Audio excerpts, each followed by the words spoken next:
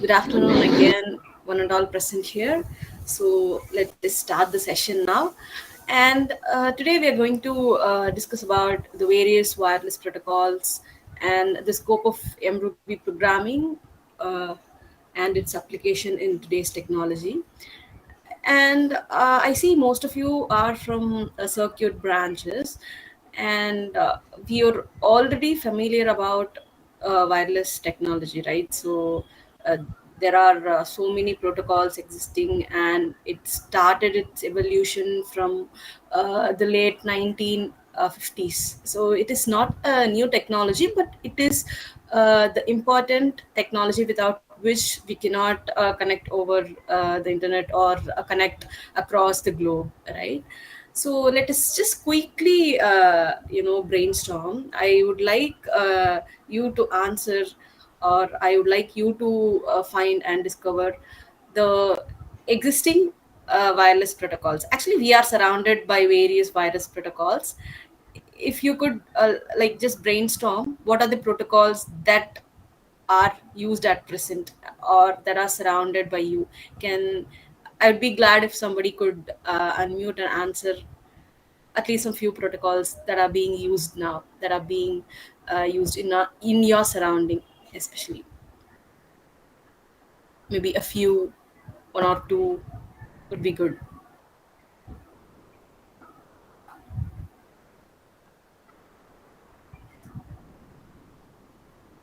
So I'm just asking this question just to relate, so that we can relate to coming slides easily.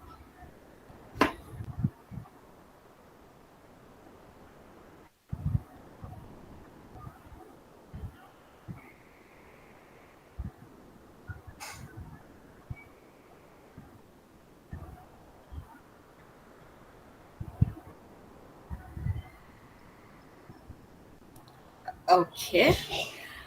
So yeah, there are so many protocols surrounded by us. For example, now we all have connected over internet, and you all might have connected over different Wi-Fi networks, and it is one of the examples of wireless protocols.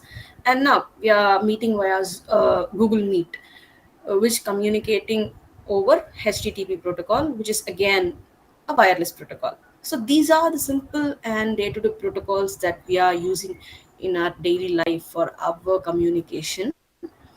Also, now we can see, so we are just connecting globally, everywhere, anytime, using any device. So this became possible because of the advanced wireless protocols that are being implemented. Also, the communication between the earth and the space became possible due to these wireless protocols and the advancements in it. So yeah, these wireless protocols will stay forever with the advancements. So that's what we could say. So okay, let's see. So we already know about the wireless protocols, right? Let me just brush it up. So wireless protocols are nothing but a set of rules and some standards that governs how device communicate with each other without any physical cables or wires, right? We are just communicating over internet through air as the channel, right? So these protocols are very essential, and they manage how data is sent, how data are received and interpreted over the air. So this ensures that different devices can connect and interact smoothly. So now let's see how these protocols basically work. So there are a few steps for the data to, go through the air. The first thing uh, in this protocol is the data packetization. Wait a minute. Yeah. So usually all the protocols that breaks down data into small manageable units, they are called packets, we already know it. And each packet have a certain information, maybe like the destination address or the original data sequences. So everything is chunked and embedded into multiple packets. So this is called data packetization, as we all know. And these packets will be modulated because we are communicating over air. So, and the data we are giving will be in the digital form. And for the communication over air, over the internet, we have to modulate these digital signals into the analog signals. So this data is converted from a digital signal into an analog signal, like the radio waves or light waves, etc. If you are using optical cables as the communication channel, then these data, the digital data, will be converted into the analog light waves, right? So then the transmission happens here. This analog signal is broadcast wirelessly using some specific frequency and specific power levels. So these will be determined by the protocol design. So we have several protocols. So each protocol has its specific frequency and specific power level.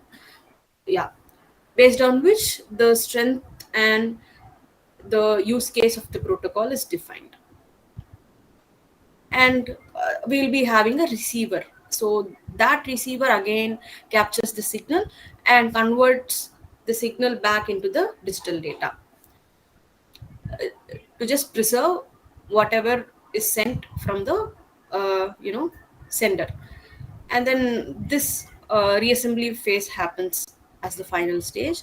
So the device basically uses the information on each packet and reassemble the data in the correct order to recreate the original message meaningfully. Apart from these process, the protocol also should include the security aspects like encryption and other security protocols to ensure the data is being preserved, and also to minimize the data leakage, right? So now we are communicating over a secure HTTP communication. So if it is a confidential conference or confidential business meeting, so the data should be preserved, right? So the security measures also applied in such wireless protocols, any other communication. So we have multiple methods for it. We have to apply the encryption methodologies and some authentication mechanisms. We also ensure the less malware attacks or less data attacks while we are communicating. So these are the important aspects while we apply the protocols. And so now moving into the next, so why we use these protocols, what are the significance of these? Let's see. uh, we all know without these protocols we cannot communicate at all, because we everyone use multiple devices manufactured by multiple manufacturers, and the underlying operating system is different, right? We have Windows, Android, iOS, Linux, etc. Also we are in different topological region, with different geographies and with different time zones, right? So there should be a standard rules for seamless communication, uh, right? When we connect over internet, there should be set of protocols, and which should be standardized. Then only all the devices, irrespective of the underlying operating system or the underlying mechanisms, we would be able to connect over internet. Just think, if every OS defines their own protocols, then we cannot connect, right? So there lies the interoperability. uh, so these standardized protocols ensures that all the devices from different manufacturers can communicate with each other, as I said. So for example, we can connect our mobile phone, and we can just cast the screen of the mobile phone on the TV. So this is achieved because of the standardized protocols. So usually here we use Bluetooth, right, to cast over the devices. For example, if I have iPhone, I just cast the screen of the phone to my Samsung TV, right? Both the operating systems are different, but how this became possible? That is because of these standard protocols. Okay, just think, if I have Apple TV and if I have some Samsung or Sony TV, and if I don't have some common protocol or the standardized protocol, I won't be able to connect, right? I just again want to buy some Apple supported TV or like that, which is not feasible. Not everyone can afford that, right? So these protocols, these wireless standardized wireless protocol ensures the interoperability here. It also, this is very critical for building the diverse ecosystems. Uh, and the connectivity, so establishing connectivity, so these wireless protocols define the entire process of how devices find and connect or maintain communication with a network or other device. They can handle tasks like network discovery. For example, when we cast our phone over the TV, so it automatically searches the available network nearby, right? Or if we are connecting the Wi-Fi, or yeah, if you are just trying to connect all the devices over the hub, so it automatically searches the network availability. So this search is also facilitated by the set of rules that is being defined inside the protocol. And also here, authentication is one of the main processes. Like, we have to enter the password of the particular Wi-Fi network. That is where the security aspect and the authentication aspect comes into the picture. Then so yeah, these standardization of the protocols helps us to manage the data transmission. As we already discussed, these protocols, helps us to break down the message into a small and manageable packets with the destination address and whatever the vital information we need inside it. They manage these protocols, they manage the modulation, demodulation uh, processes. And this process is crucial for preventing data corruption, and this ensures the communication is happening reliably. And the other important aspect is security. The main role of these protocols, these wireless protocols, is to provide security by protecting data from unauthorized access. Uh, we have certain encryption standards like WPA3 Wi-Fi standards that scrambles data and making it unreadable while communication happens, uh, without the correct key, right? So this is the crucial step to protect sensitive information such as personal data or financial data or the financial transactions. And also, the performance optimization plays a key role. We have to optimize performance over each and every communication, over each and every packet, sorry, when they are transmitted. So we have n number of protocols that are designed for that, for specific performance, for specific balancing factors like speed, the range we are connecting over, the power consumption for the entire system, it, like that. For example, if we speak about Bluetooth, it only supports the minimal range. For example, we just can connect over some 10 to 20 meters range over low energy Bluetooth protocols and all. So that is specifically designed for that. Okay, so these kind of low power technologies consumes low power, uh, because they are just communicating under a minimal range. So this ensures the lower power consumption and higher life of connectivity. So these are the important aspects that should be considered when we design a protocol or when we imply a protocol in the existing framework or existing system design. Okay, then moving to the next thing.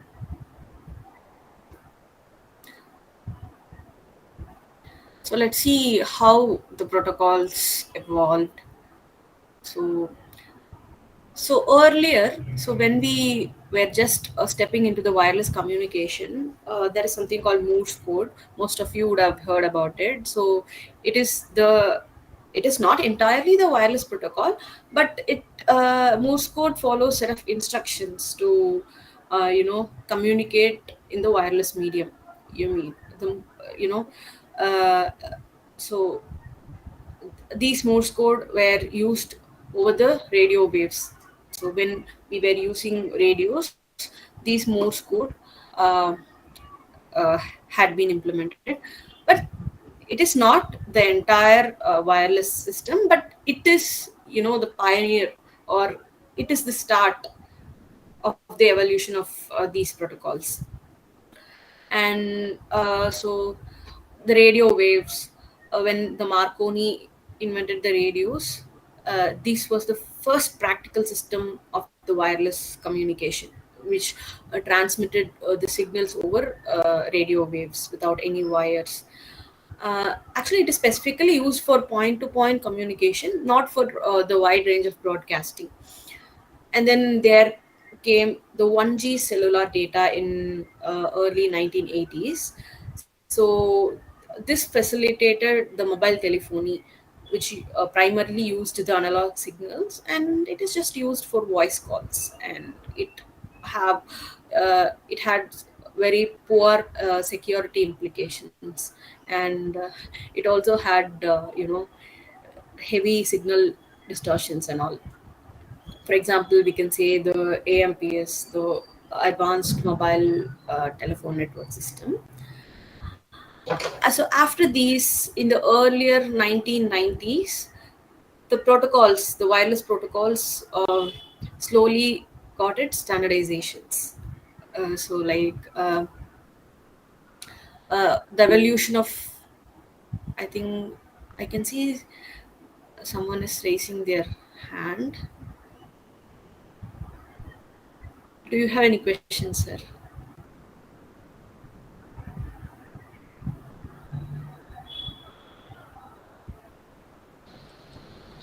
Somnath sir, can you have any queries? Sir? Okay, ma'am. We'll continue. Okay, yeah. So we can assume that he might have, unawarely clicked the raise hand button. Okay. Now what we, yeah, the 2G cellular technology. So the 1G technology just facilitated the voice calls, where this introduction of 2G cellular network enabled us to text over the phone. So this introduced SMS, the text messaging. Also, it improved the security of the voice call and also the clarity of the call. The technologies like GSM and CDMA are the key examples of this 2G cellular network. So, yeah. And then came the emergence of Wi-Fi, the wireless fidelity technology. In 1997, it came. So it followed some, very standardized methods. So we can say this is one of the very standardized protocols. So that followed IEEE 802.11 standard. So this ensured the standard wireless local area networks.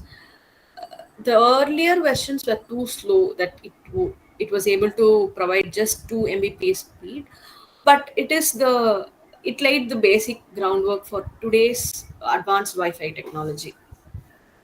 And in 1999, the Bluetooth technology emerged, which facilitated the short range communications. So we were able to connect uh, to the nearby devices, like we were able to connect our headsets to our phones, or we were able to connect phone to phone when we were near.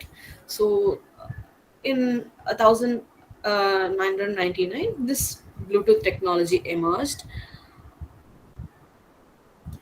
And in the early 2000s, this 2G cellular technology emerged, and uh, the data transfer rates of this uh, were increased. Like it were able to give the faster communication, like 2.5 and the 2.75 generations of network. Uh, The GPS emerged into like GPRS, and yeah, so and this also enabled the web features in the earlier smartphones in the early 2000s. And after this, the 3G technology emerged. So this set the major leap in the mobile communication actually. So also this 3G technology offered the broadband for the first time in the history. So this enabled the video call feature, though the communication latency is high, but this 3G technology enabled the multimedia channel, so internet multimedia channel, which enabled video sharing, video calls, live streaming, etc. And it also had higher speeds than uh, 2G technology. And also we had a series of updation in the Wi-Fi protocol like 802.11a b g. Also the 5 gigahertz band was introduced, so to reduce the interference of the other networks. So that's how it evolved. So these are the internet protocols that are being used now. And this graph shows various protocols over range. So based on our specific application and the range our application is communicating, we can choose the protocols. So here the LAN, Wi-Fi, and the Bluetooth, Zigbee, these facilitates a small range. So whenever our devices need to communicate over smaller ranges, we can put these protocols as our first choice. I'll move to the next. So now let's go through the short range protocols that we have. So So these are some of the short range protocols. We have the Bluetooth, the early Bluetooth protocol, and BLE, Bluetooth Low Energy. So whatever the Bluetooth devices we are using now, uh, let it be the AirPods or the Bluetooth speakers, they all have this Bluetooth Low Energy protocols. The main reason is we require the better battery backup in our the connectivity devices, audio devices like the AirPods and all. So this Bluetooth Low Energy ensures that it gives the longer time period battery backups by ensuring low power consumptions, and also it is able to connect only for shorter ranges. So this Bluetooth Classic ensures the higher data rates. It is mainly useful for audio and file transfers, but this relatively uses higher power. So, and to overcome this, the BLE technology introduced. So this is specifically designed for the low energy, and the small packets are sent. Also, there is something called event-based reporting. So only the required informations are sent in this protocol. So the channel is reduced. So the channel rate is just 14 PLE, while the Bluetooth Classic uses around some 79 to 80 channels. Also, this BLE uses small packets, so this is great for wearables like smartwatches or the smart rings or the battery powered sensors. So we can use this BLE for the short range and battery powered sensors and wearables. Yeah. And we have the mid-range protocols like Wi-Fi. Like if we are setting up the indoor systems like smart home systems or some health monitoring systems, we can use this Wi-Fi protocol, which provides low latency, uh, and it supports widespread hardware and widespread ecosystem. Also, it works well inside homes or small buildings. So it also supports various multimedia like video and free frequent data upload. Also, we have better security in the Wi-Fi. It also supports live streaming. So in the health monitoring systems, we can just get the live data with low latency. But the only drawback of this Wi-Fi system is it requires continuous power supply, where the power consumption is too high. Sometimes it can kill the simple sensors. So over the time, when the sensor gets continuous power supply, it will degrade fastly. So this is one of the disadvantages. Um, yeah. Also, it is very prone to obstacles. So this is one of the drawbacks of this Wi-Fi technology. But it is suitable for present smart home or present smart health monitoring systems. And we have Zigbee, and it is again one of the popular mid-range wireless protocol. So it supports mesh networking. Also, it supports the decentralized architecture. And you can see in most of the modern IoT powered system, Zigbee is used as the priority over the Wi-Fi network because the data rates are much low, and they also ensures the better battery backup and lower power consumptions. So this mesh networking, right, it helps uh, to extend the coverage of the entire system. So whenever we need, and if you are speaking about the scalability of the entire system, this Zigbee ensures the scalability is done seamlessly because of its decentralized architecture, and also it supports the mesh networking, right? So the scalability is quite easy compared to the Wi-Fi protocol. But there is one of the drawback in this Zigbee because of its less, data consumption. In sometimes we can face some less data penetration in devices. So yeah, that is one of the main drawback of this Zigbee protocol. And we have the long range protocols. So LoRa and LoRaWAN, these are one of the advanced protocols that are being used at present. So now when we speak about scalability, if we speak about smart home systems, so it is going to operate inside some specified range. Even if we scale that, the range won't raise significantly, right? If you're just connecting our sensors inside our home in around 100 meters, even if we scale that, we will be extending the connectivity range to some 200 to 300 meters, right?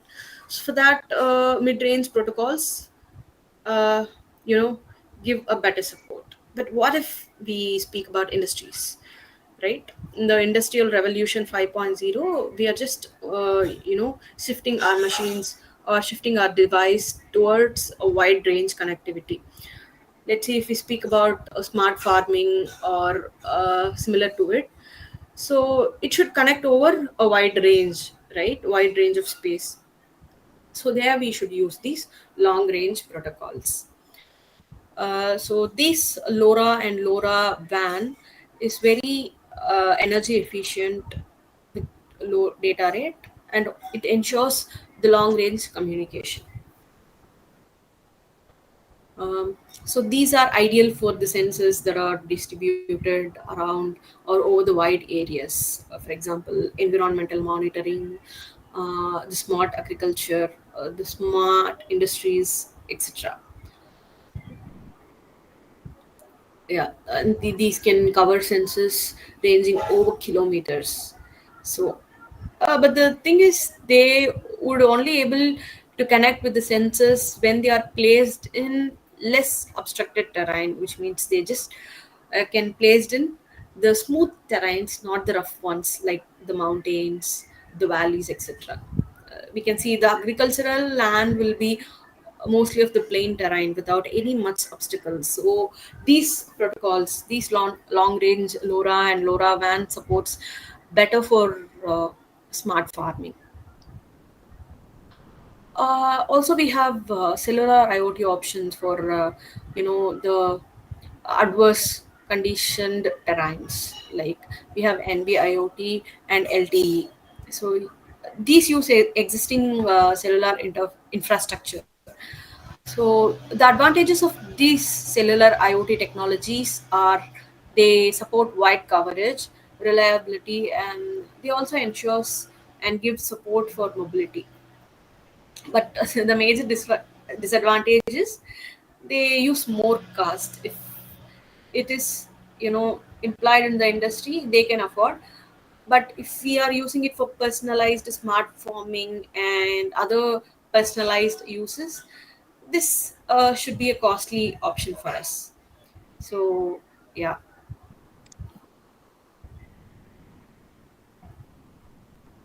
there are also some Wi-Fi technologies which are emerging now, like Wi-Fi Halo. So, and the protocol of it is 802.11 AH. So, but it is still under testing phase. They are less mature. So, we are just cannot directly use it now for the real world scenarios. Yes. Any questions till this? Or are we good to continue? Okay, madam. Okay, thank you, sir. So actually, this is a big slide. I just collated all the points we have discussed now, and I just compared how this short range, mid range, and the long range networks contradict each other. And this is more of the comparative analysis and trade-off. Maybe you can just go through when you receive this back, because we discussed this already. It's just a comparison. Okay. And moving to the next one, let's just discuss around some of the real world and practical use cases where we are just using these protocols in our day-to-day life.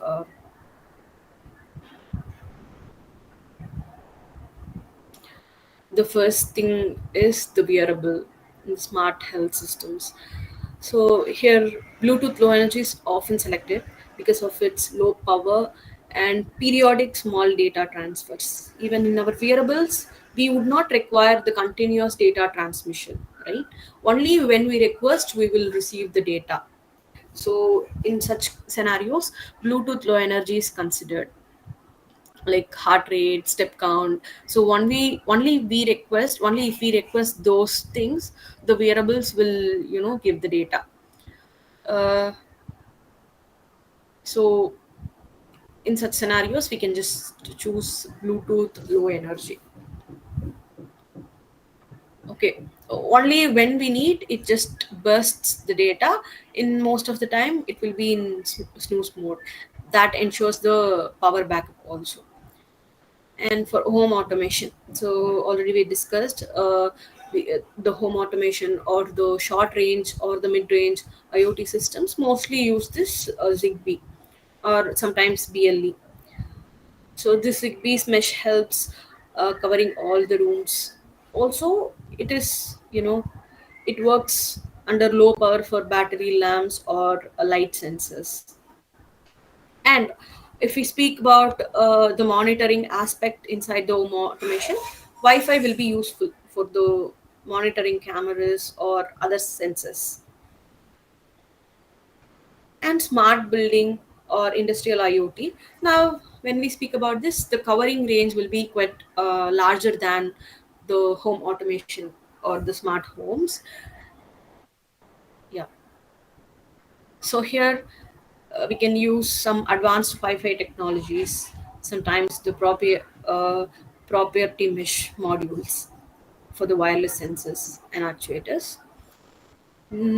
For the wide floors and multi-story coverages, mesh topologies will help us to build, efficient wireless networks.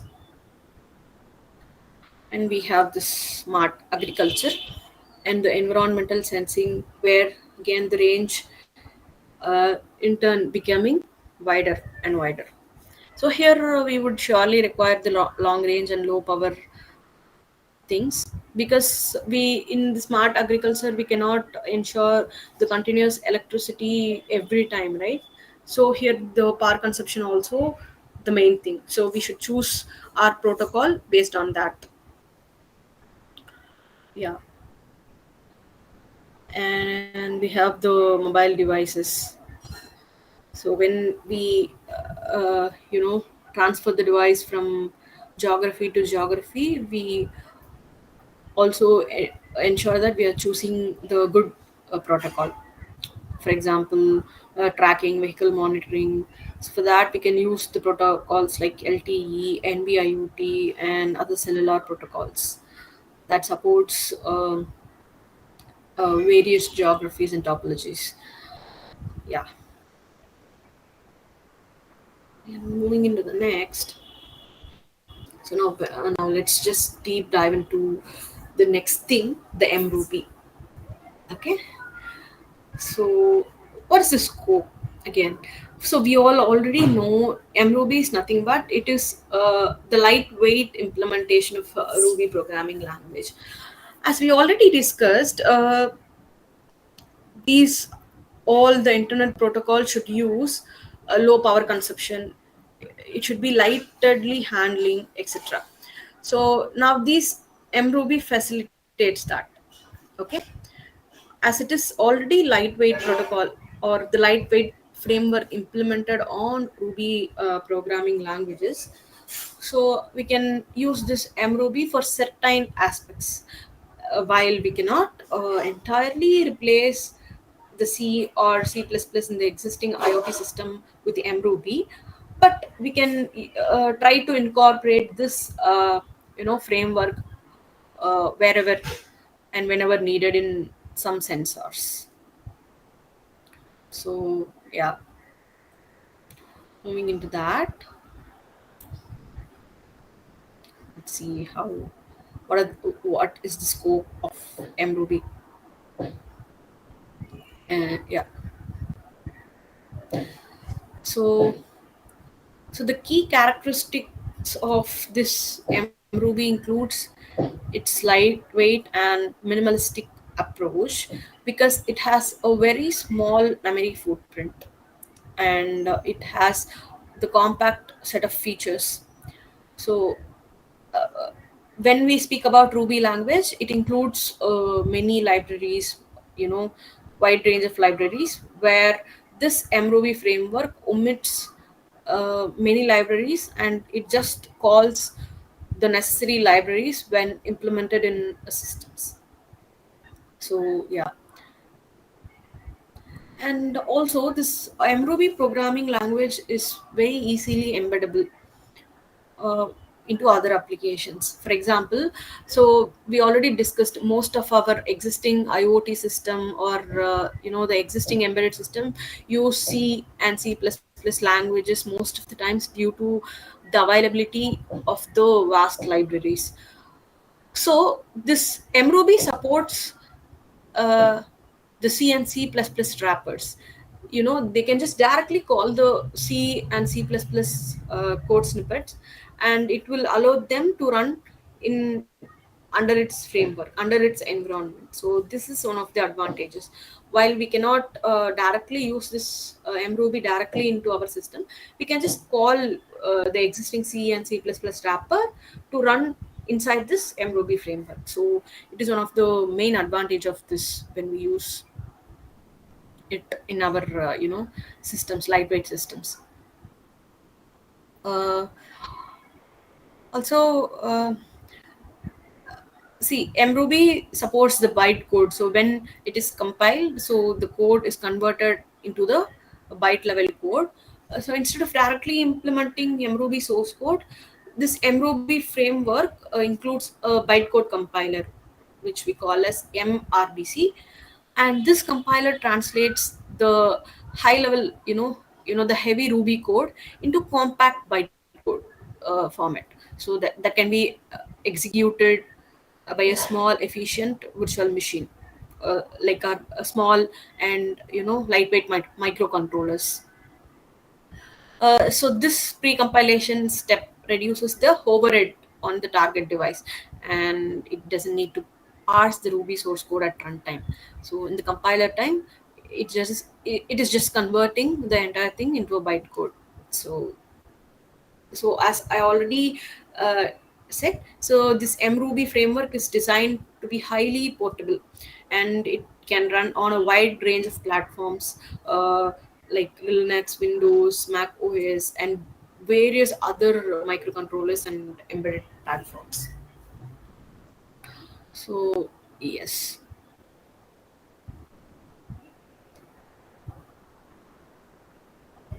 And going to the next,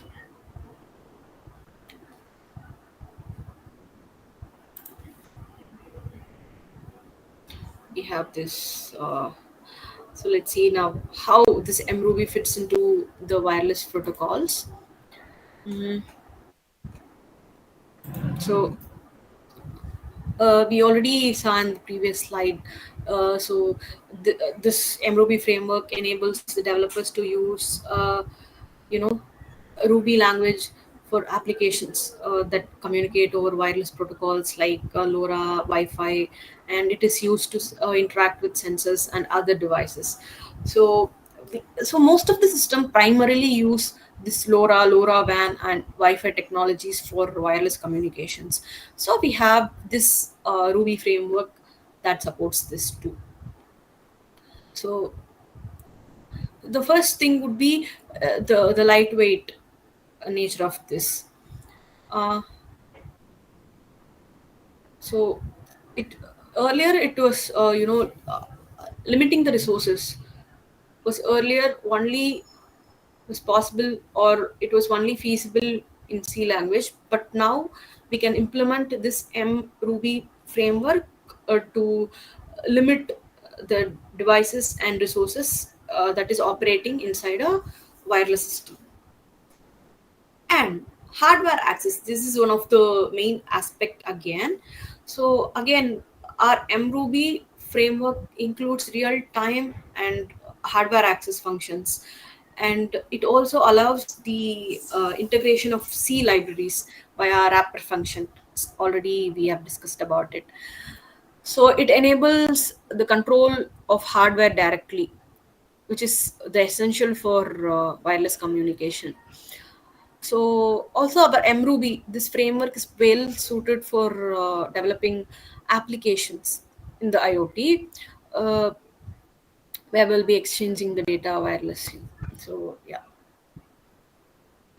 so there are many researches that are going on, and already globally many researchers implemented mruby uh, of devices using LoRa and low power wireless protocols and all. So yeah, and we have certain frameworks like PAPMO that have enabled mruby programs to utilize TCP and IP protocol stacks. So because that is crucial for network communication, right?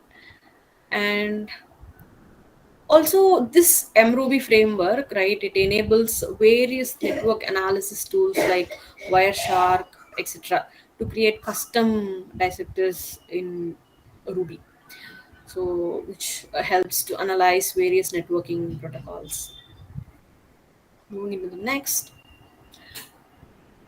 so here I've listed various mruby gems that is useful for wireless protocols and that are readily available for our use in the Ruby interpreter.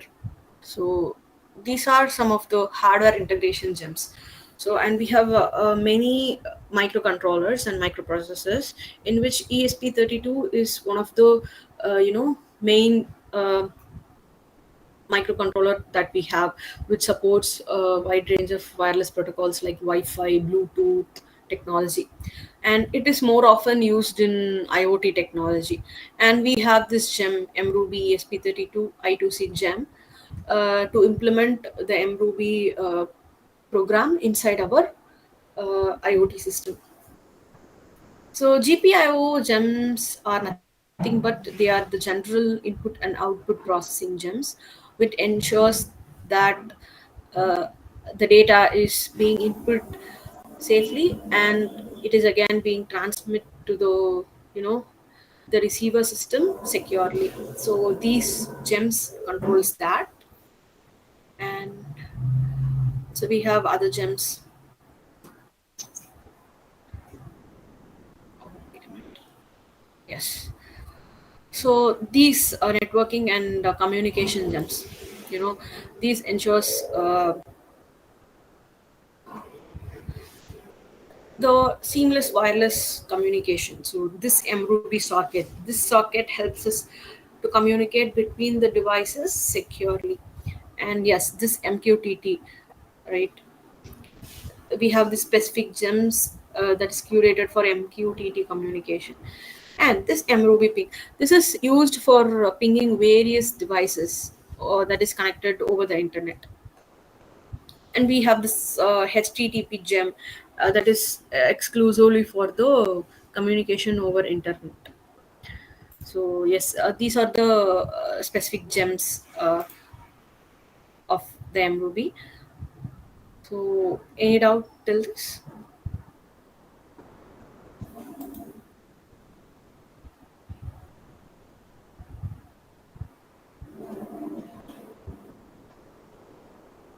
Okay, I think we can move to the next thing. So, how these gems are used or incorporated in the IoT and embedded systems. So, first thing is we as a developer should choose the necessary MOB gems based on the hardware we are using and based on the network protocol we are just going to imply in our entire system. Like we should just list down requirements like I2C communication or the other network connectivity. And the compilation aspect, we have to consider this compilation aspect. So these mruby gems are compiled alongside the mruby interpreter and the application's mruby code. So this process integrates the C-based functionalities of the gems directly into the mruby executables. And when we come to the deployment side, so the the mruby is compact, right? So this the resulting compact mruby executable, including the gems, is then deployed into the memory constrained IoT device and the power constrained IoT device. So this approach, allows the mruby and the mruby gems to leverage the efficient C libraries for low level IoT application or the low level embedded hardware applications and the communication, while providing the wide range of developmental benefits, right? So yeah, these are the things. And yeah, we are almost to the end. So the platform is now open to the questions. Any questions? Participants, do you have any queries?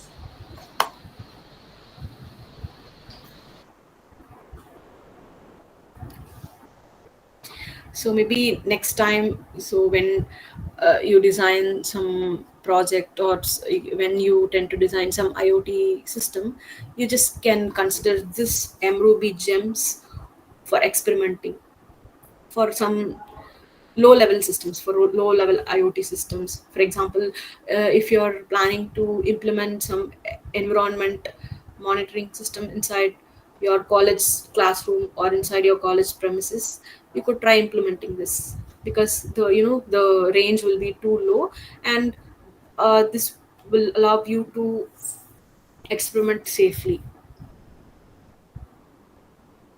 And you can think of expanding this for higher level systems. Okay, sure, ma'am. Yeah.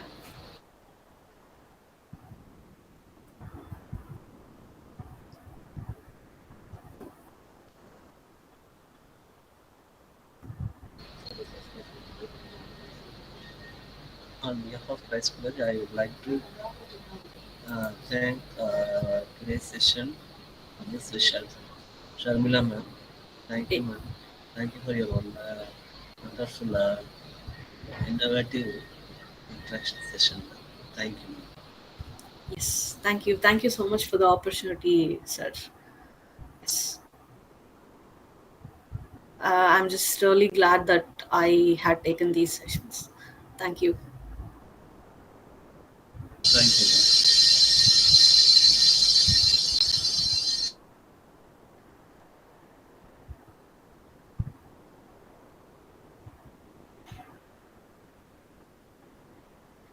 Okay, if we don't have any queries, can I leave the meeting?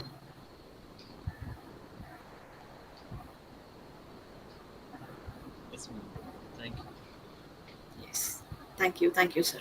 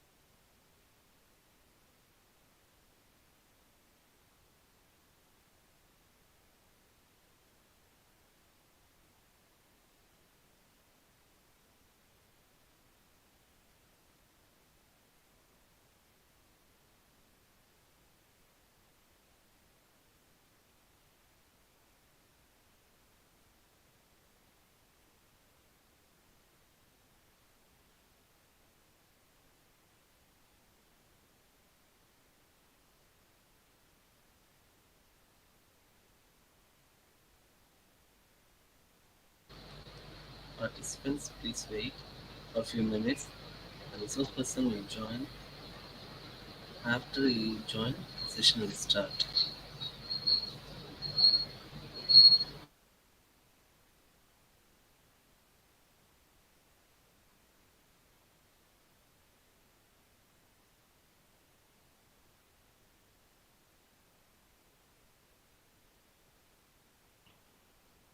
What is problem, ma'am?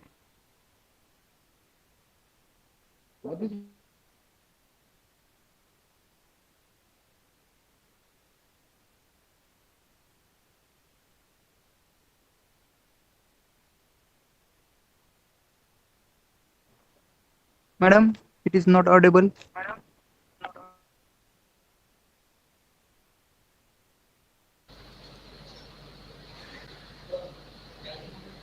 So not yet start the session, sir. Hey, sir. Once the resource person will join, the session will start, sir.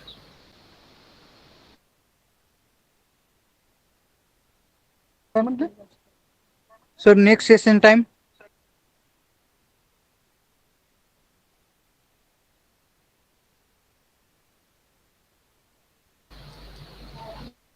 No, sir.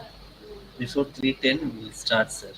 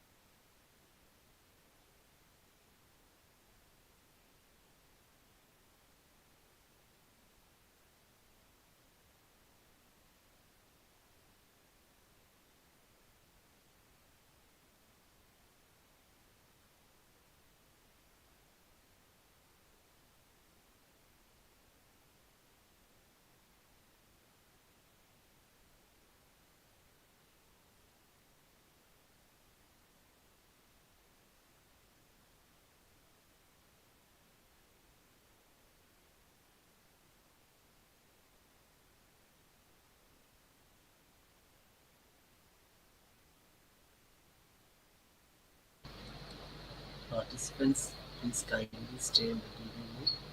The resource person will join within a few minutes. Thank you for your patience. Please stay on the meet. Thank you.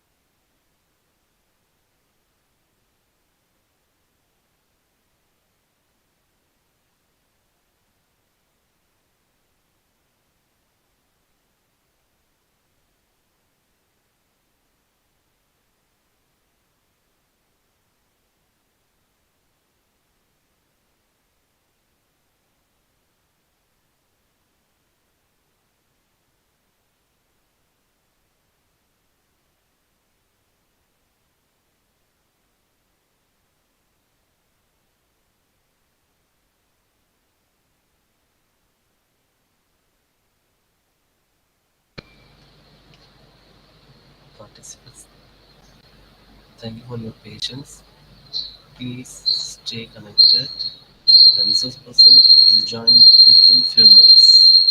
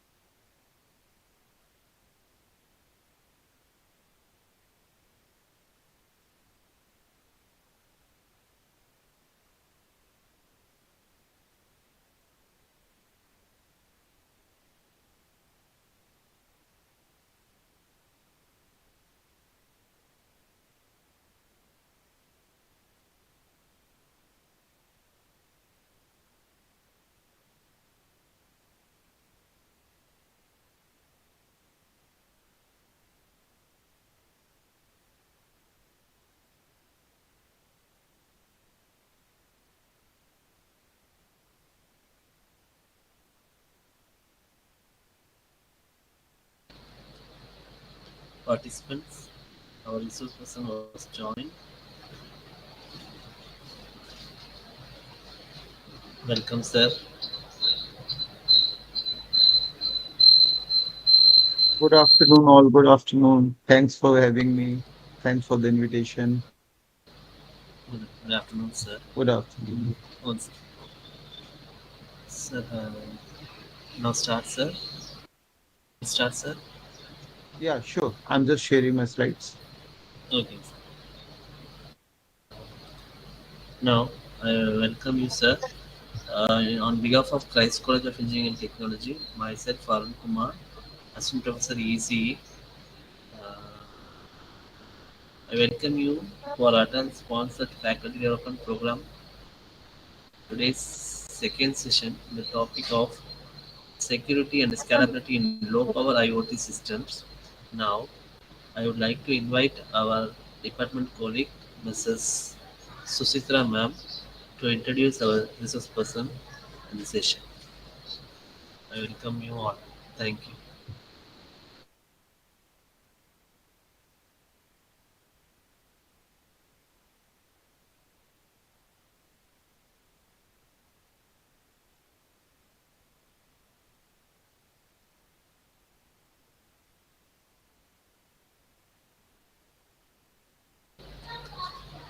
Good afternoon to all for this wonderful event. Myself Susitra, Assistant Professor in Christ College of Engineering and Technology. Now, I am going to read the profile about the resource person, Dr. Rahul Johari, Associate Professor, Department of Computer Science from University of Delhi. He pursued Masters at the Department of Information and Technology from Guru Gobind Singh Indraprastha University, Delhi, and completed his PhD in the Department of Computer Science from University of Delhi. Also, he has postdoctoral research in School of Computer and System Sciences from Jaipur National University. He is a Microsoft and Google certified professional and ODEM certified blockchain faculty. He has work experience of about 26 years. He has worked as a system engineer at Data Nova India Private Limited from July 1999 to July 2000. And then he has worked for Center for Development of Advanced Computing at Noida from September 2001 to September 2007. And from September 2007, he has started working for Guru Gobind Singh Indraprastha University, Delhi as an associate professor till date.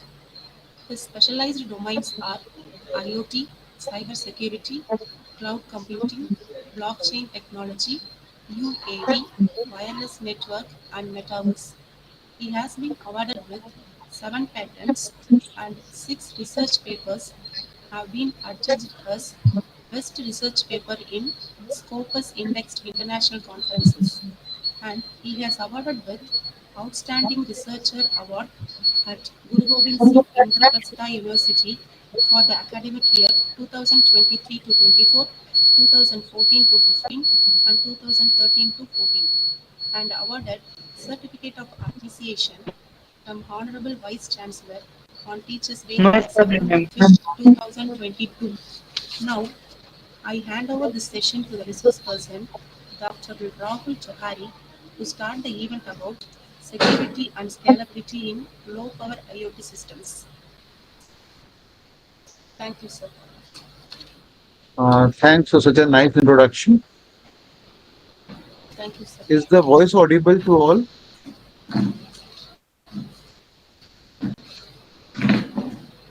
Please let me know if the voice is audible. So, yes, sir, it's audible, sir. Great. So I'm just going to share the slides so that, and let me know once it is visible. Yes, sir.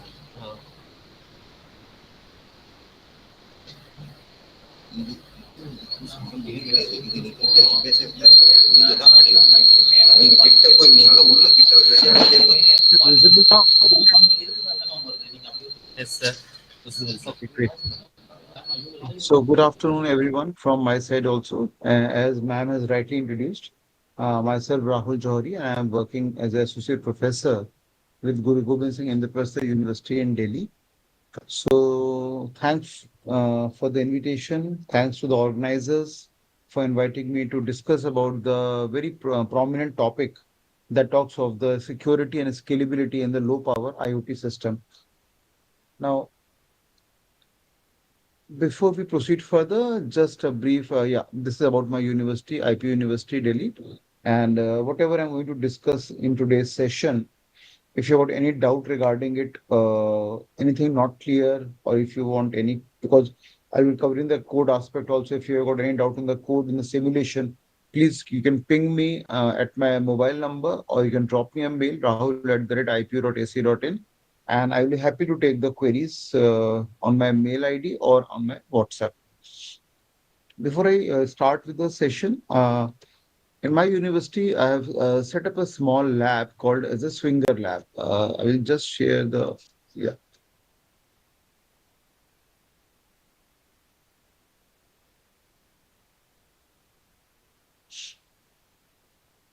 yeah. So it's called Swinger Lab, Security Wireless IoT Network Group of Engineering and Research Lab. Now, is this website visible? Anyone can say yes or no? Yes, sir. Visible, sir. Fine, fine, fine. Yeah. In Yes, sir. this lab, yeah, thank you so much. In this lab, what I normally do, I carry out a good work in the area of IoT, in the cloud computing domain, in the blockchain technology, cyber security, and very recently I started the work in metaverse that talks about augmented reality and virtual reality. That's a lab which I've set up in my own university. We also offer internship opportunity to the students, all free of cost. We don't charge anything from them. And whatever research publications I carry out here, and I've been fortunate, no doubt about that. By the blessings of God, I've been fortunate enough to work with many number of the students in my academic career, spanning across 2 decades. And most of my research publication has come not only with the PhD students, but also with my master's students as well as my undergrad students as such.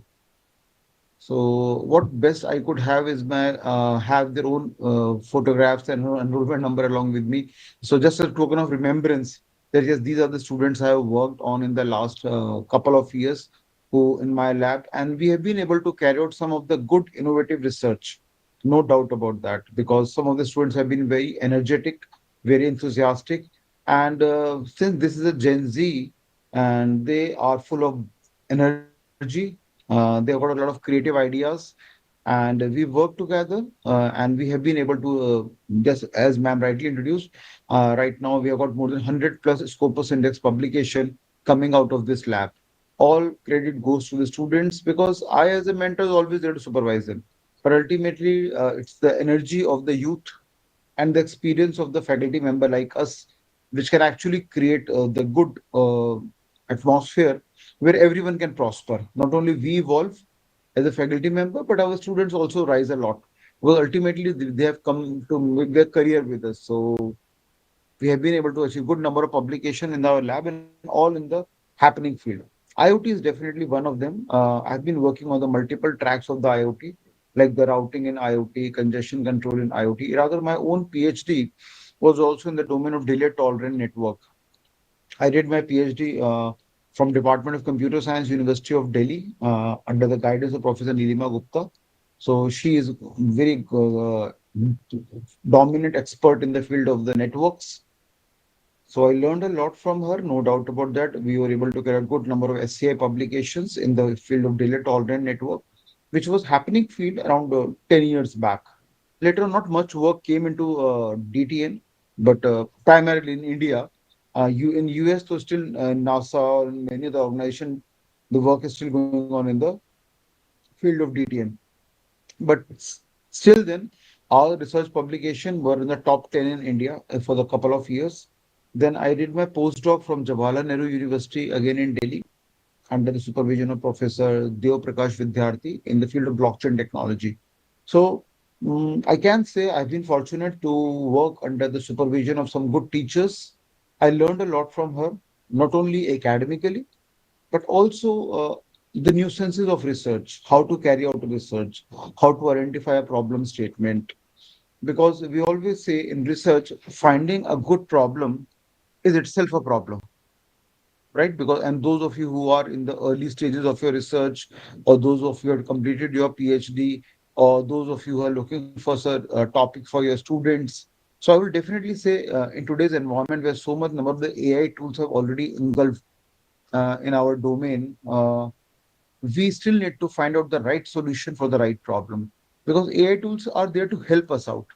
They actually can't bring a solution to any problem. That's my forte. That's my perspective. Maybe the perspective can vary from person to person.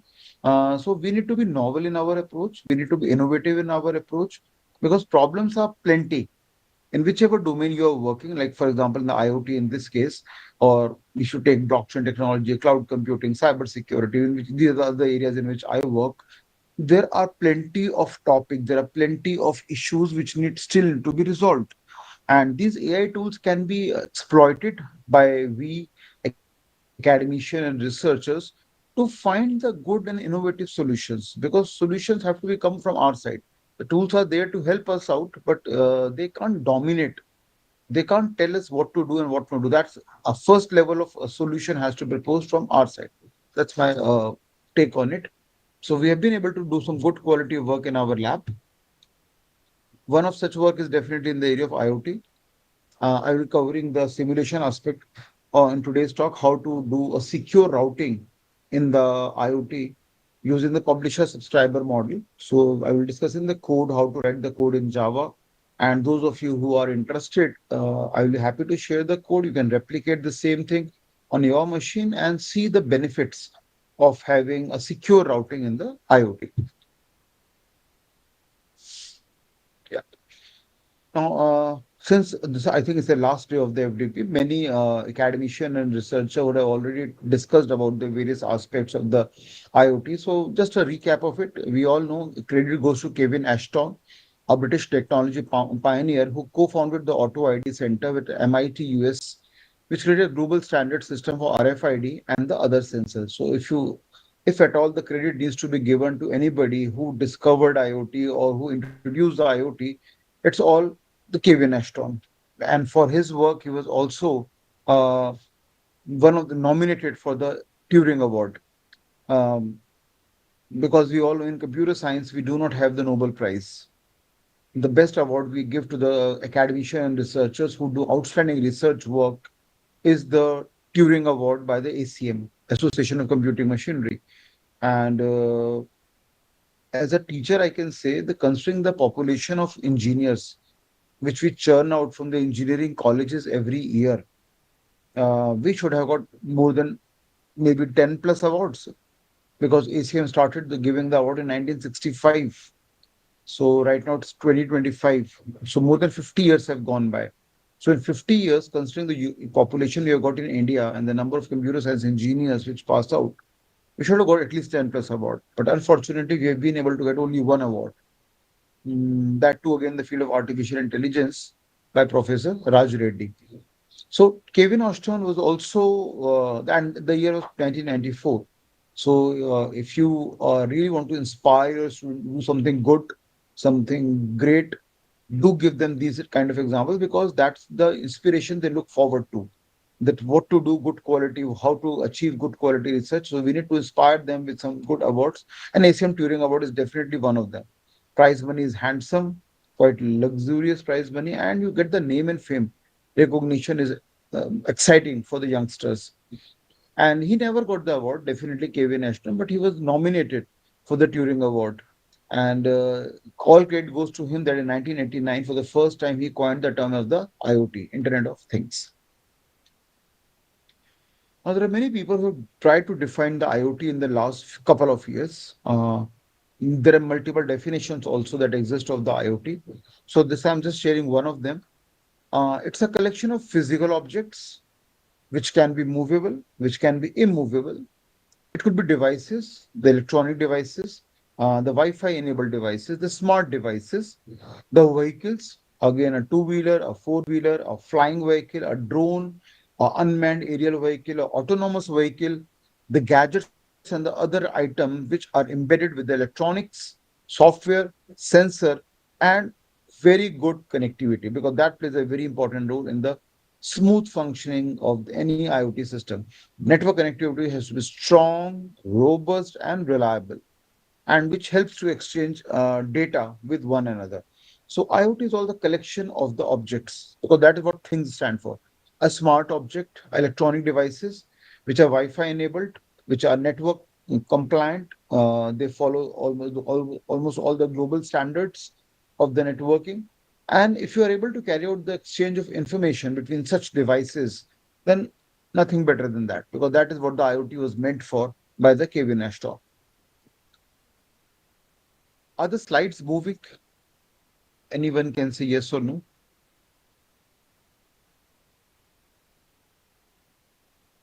Are we able to see the rotation of slides, navigation of slides? Uh, I hope so. And any problem you encounter, please, you can, if you can type in the chat window, you can say, really happy to answer it. So here we got a IoT device life cycle. Now, cycle is something that happens. Every device has to go through it, because this is in a normal cycle. If you deploy a device in the real time scenario, so every device has to go through multiple phases. And that is what we mean by the IoT device life cycle. So first and foremost, deploy any of the device. You need to deploy the IoT device in any real time environment.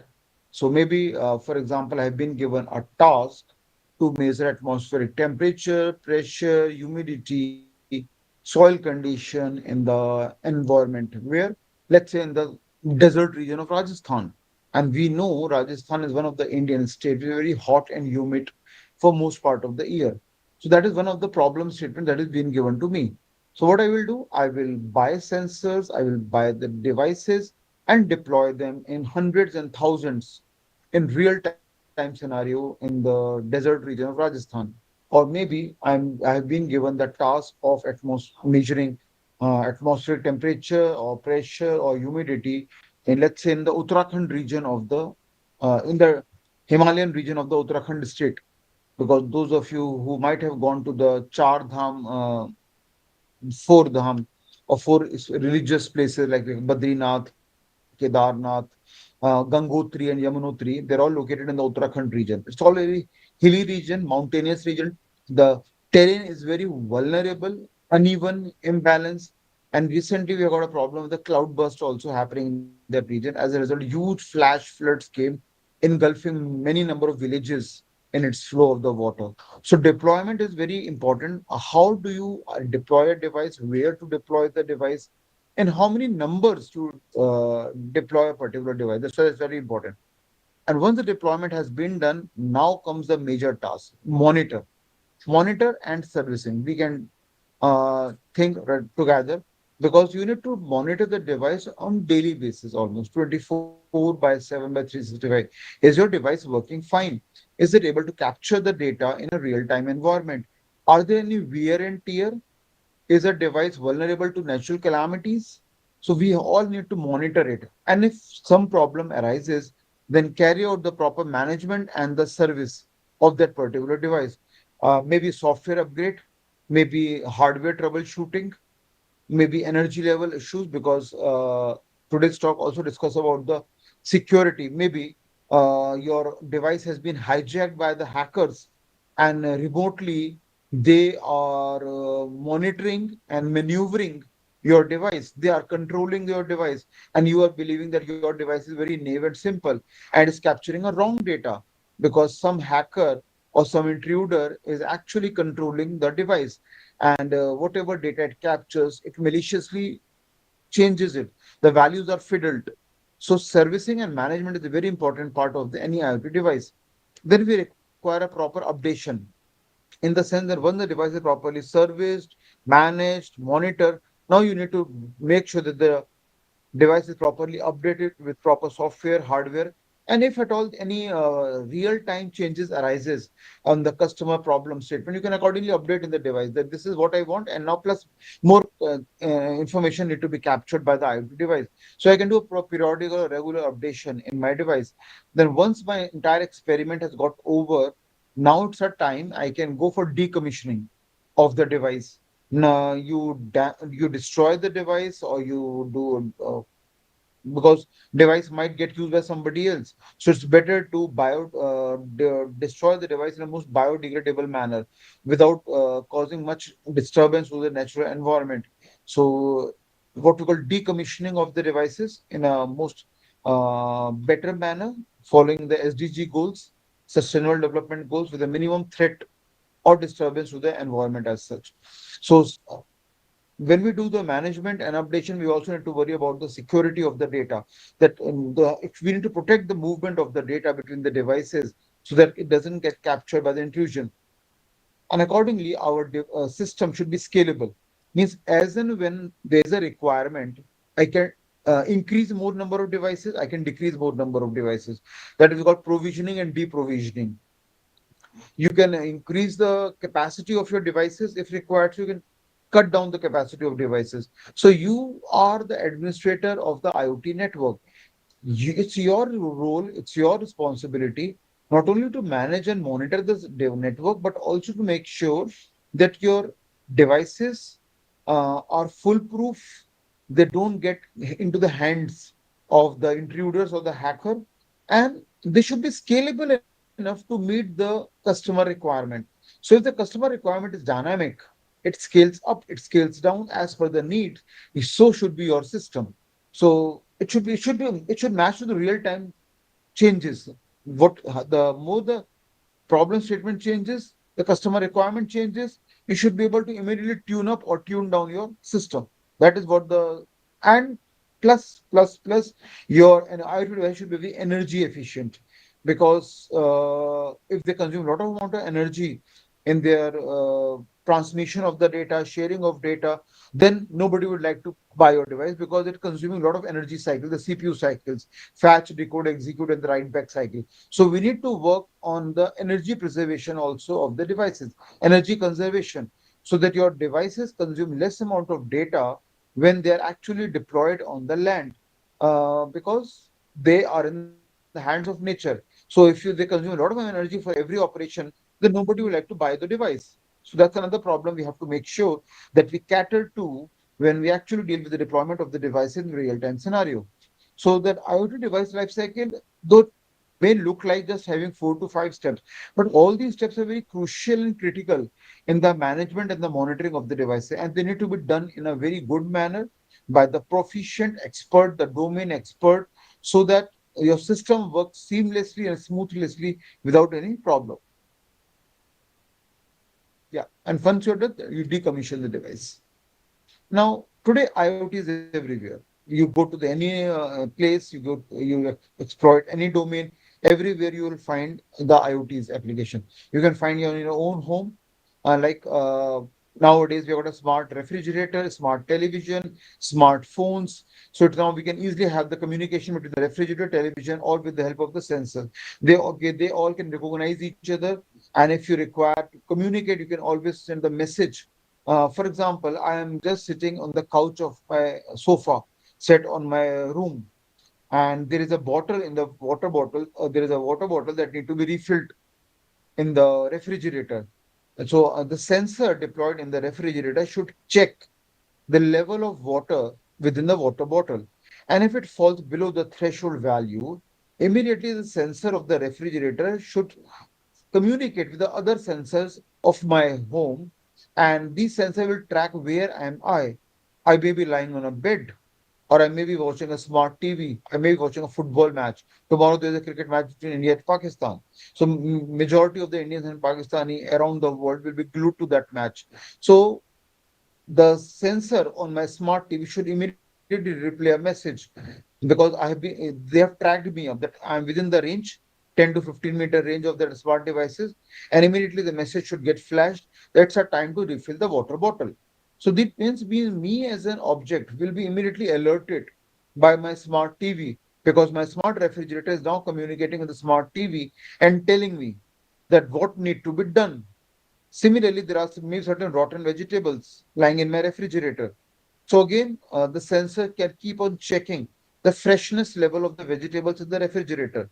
So if they find that the vegetables are not so fresh, they are stale, they are rotten, immediately it can be informed to me wherever in my living room, my bedroom, my drawing room, my study room, that there is a problem in the vegetables kept in the refrigerator, and now it's a time to either use them if they are still fresh, or maybe time to throw them out in the garbage if they're totally rotten or they have now become useless.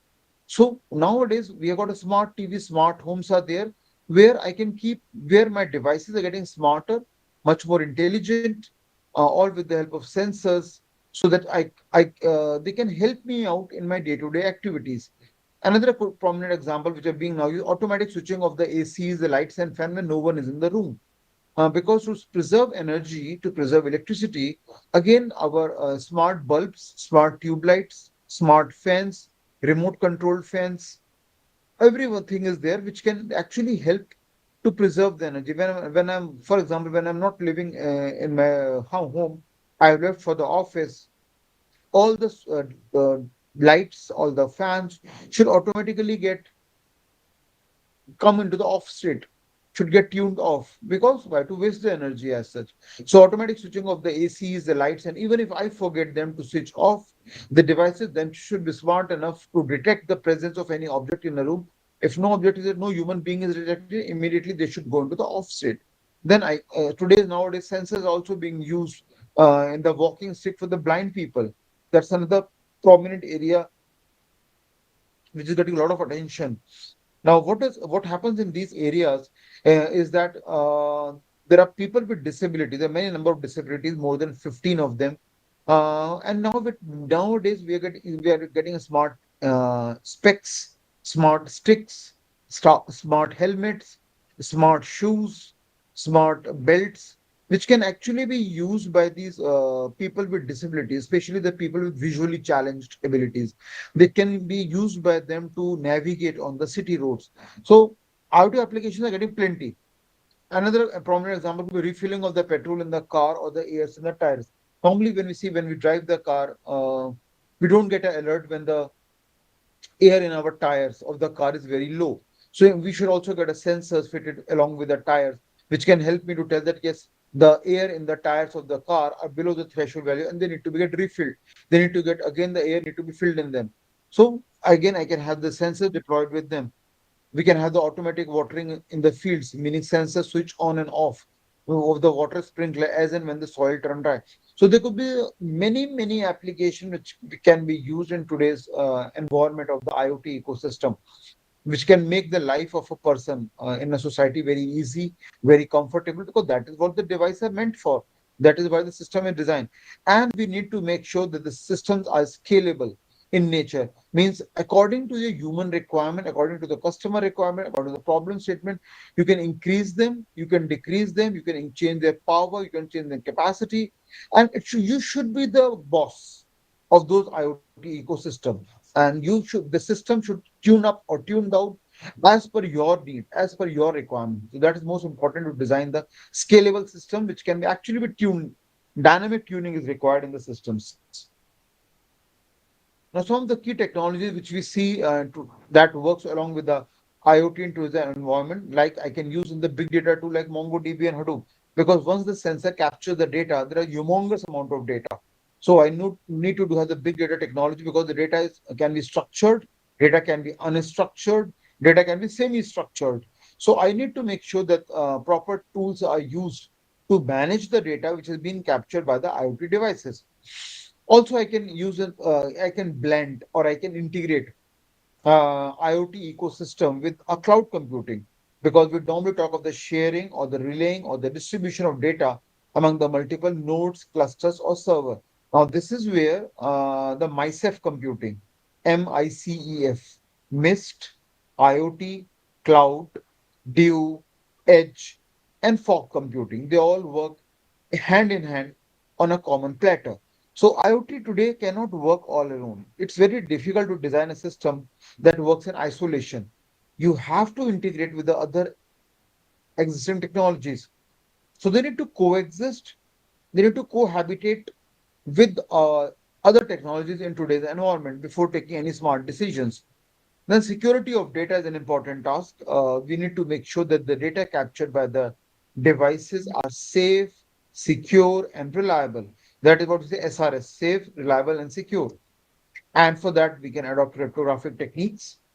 Now, cryptography, since most of you are faculty members or maybe the research scholars pursuing the PhD, we know cryptography is divided into two categories, symmetric and asymmetric.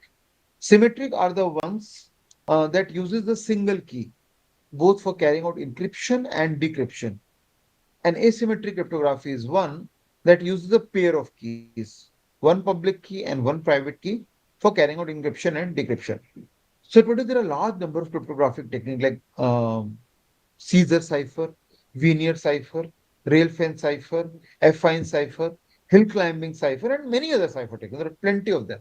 We also have algorithms, both symmetric and asymmetric, like data encryption standard DES, advanced encryption standard AES in the symmetric cryptographic category, or we have got a RSA algorithm, Rivest, Shamir, and Edelman algorithm in the asymmetric cryptograph category.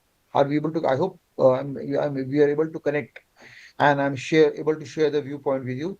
The cryptography is very, very important to ensure the security and reliability of the data. Nowadays, besides cryptography, we also use the hashing.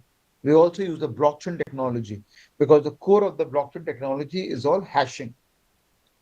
Now, what do we do there? We use the hashing algorithms like MD5, Message Digest 5 algorithm. We use SH algorithm, secure hash algorithm. So these algorithms play a very important role in ensuring that the integrity of the data doesn't not get violated. Because when you talk of the cryptography, we have got three fundamental principles: confidentiality of the data, integrity of the data, and the availability of data. So cryptography handles the confidentiality of data, whereas hashing or the blockchain technology works on the integrity of the data. That the if at all the bits in the data get corrupted or violated, then hashing will be able to immediately tell you. And that is why hashing algorithms are different from the cryptographic algorithms. So both of them are very closely related to each other, cryptography as well as the blockchain technology. But they're not same, not at all. Their roots are same, the technologies are different. Their objective is same to ensure that is security of data, but how do they do it? That is different. Their strategy, their approach is different because cryptography works only on confidentiality, on ensuring the confidentiality of data. But the blockchain works on the ensuring the integrity of the data. So we need to be very clear that we are working on which aspect of the security of data.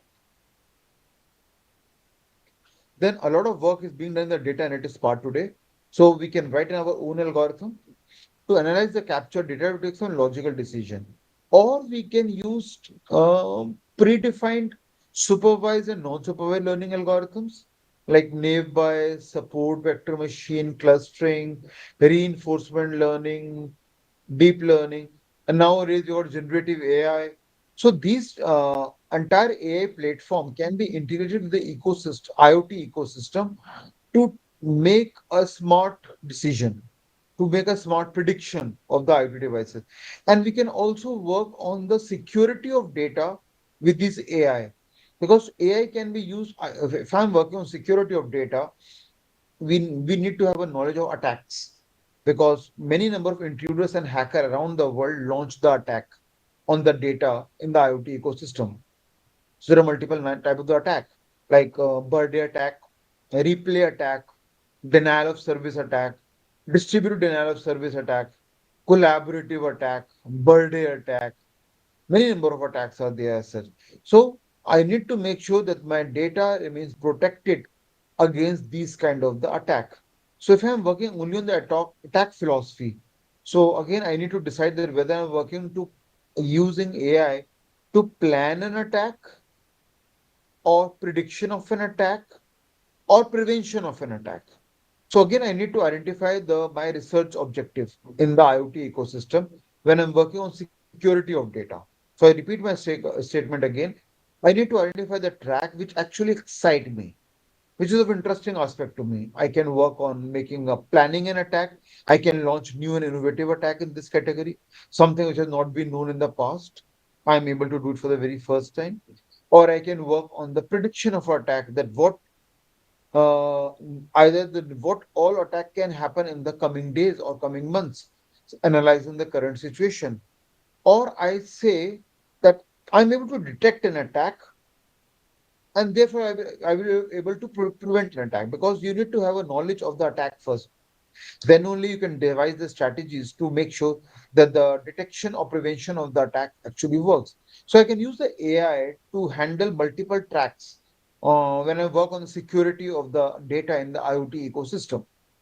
So the point in this slide I'm trying to convey is that there are multiple technologies which can be blended or which with the IoT can be integrated to make it much more meaningful for the not only for the audience, not only for the researcher, but actually for the client, the customer, for which we are actually solving his problem. Now, IoT ecosystem, the devices can be deployed either in a controlled environment like a lab or in my known location, my office, my university, or it can be hostile. For example, deployment of the IoT nodes in a desert region or in a ocean seabeds or maybe in the mountainous region because they're all open domain. There can be again vulnerability can actually arise. So I need to have a sensors because we know IoT is all a game of sensors. You need to have the good sensor, a right sensor, because when you go and buy a sensor in the market, there are sensors for multiple number of applications. For example, sensor for monitoring and measuring atmospheric temperature, pressure, humidity, seismic vibrations for prediction of the earthquake, for measurement of the soil condition, and so on and so forth. There are multiple number of sensors which are all being designed and developed in today's environment. Now, most of the devices today we know are made in the China or Korea or North Korea, South Korea, Mongolia, Taiwan, because that's the real hardware hub of the world.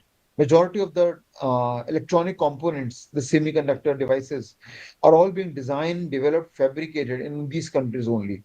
So all the almost most of the sensor come from this country only. So, and you need to be very specific that what kind of sensor you're looking forward to.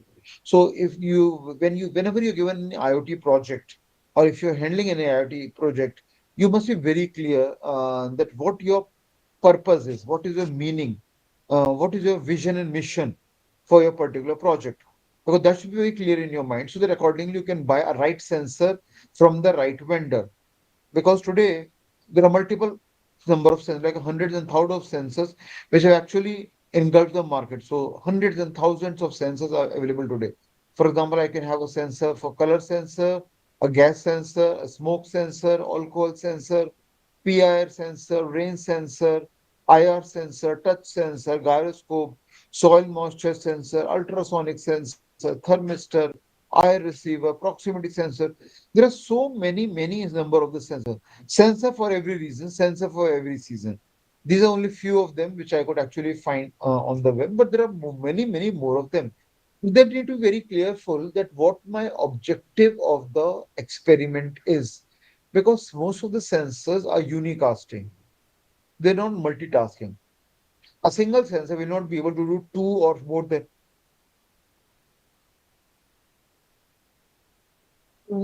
than two or four or six objectives at a time. Sensors are um, purpose oriented. They are designed for specific tasks.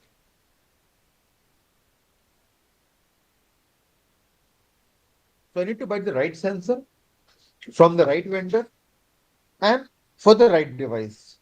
Otherwise, the sensor will not be able to they will not be able to capture the correct data, and then I have a problem. Now, if you go to buy a sensor in the market, there are many number of companies in Delhi which actually sell sensor today, and there is a good companies also in Bangalore which sell the sensor. So across India, you'll find many number of vendors. Now, for example, if I want to purchase a sensor like say smoke sensor, or the alcohol sensor, or the water flow sensor, or the IR receiver sensor, the sensors are available in the market in the range of 250 rupees to 2,500 rupees, and some sensor cost even 25,000 rupees. So, what differentiates the sensor? Precision, quality, accuracy, configuration, weight, multiple number of things. The vendor, reliability and credibility. For example, there's a sensor from Texas Instrument in Bangalore, what we call TI. They are considered good quality sensor because once you write a research paper and you want to get it published in the SCI or the ESCI journal, so your quality has to be good, your reliability of the has to be good of the work you do, and you need to specify the what kind of sensor you have used to actually carry out your research work in the labs.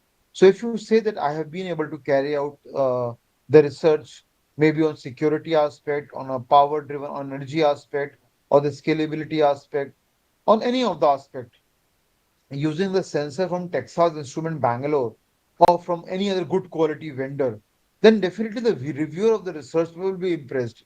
He or she will say, okay, that you are a good, smart researcher and you have purchased the right sensor from the right vendor, from the right people at the right time. And your results will not be doubted upon.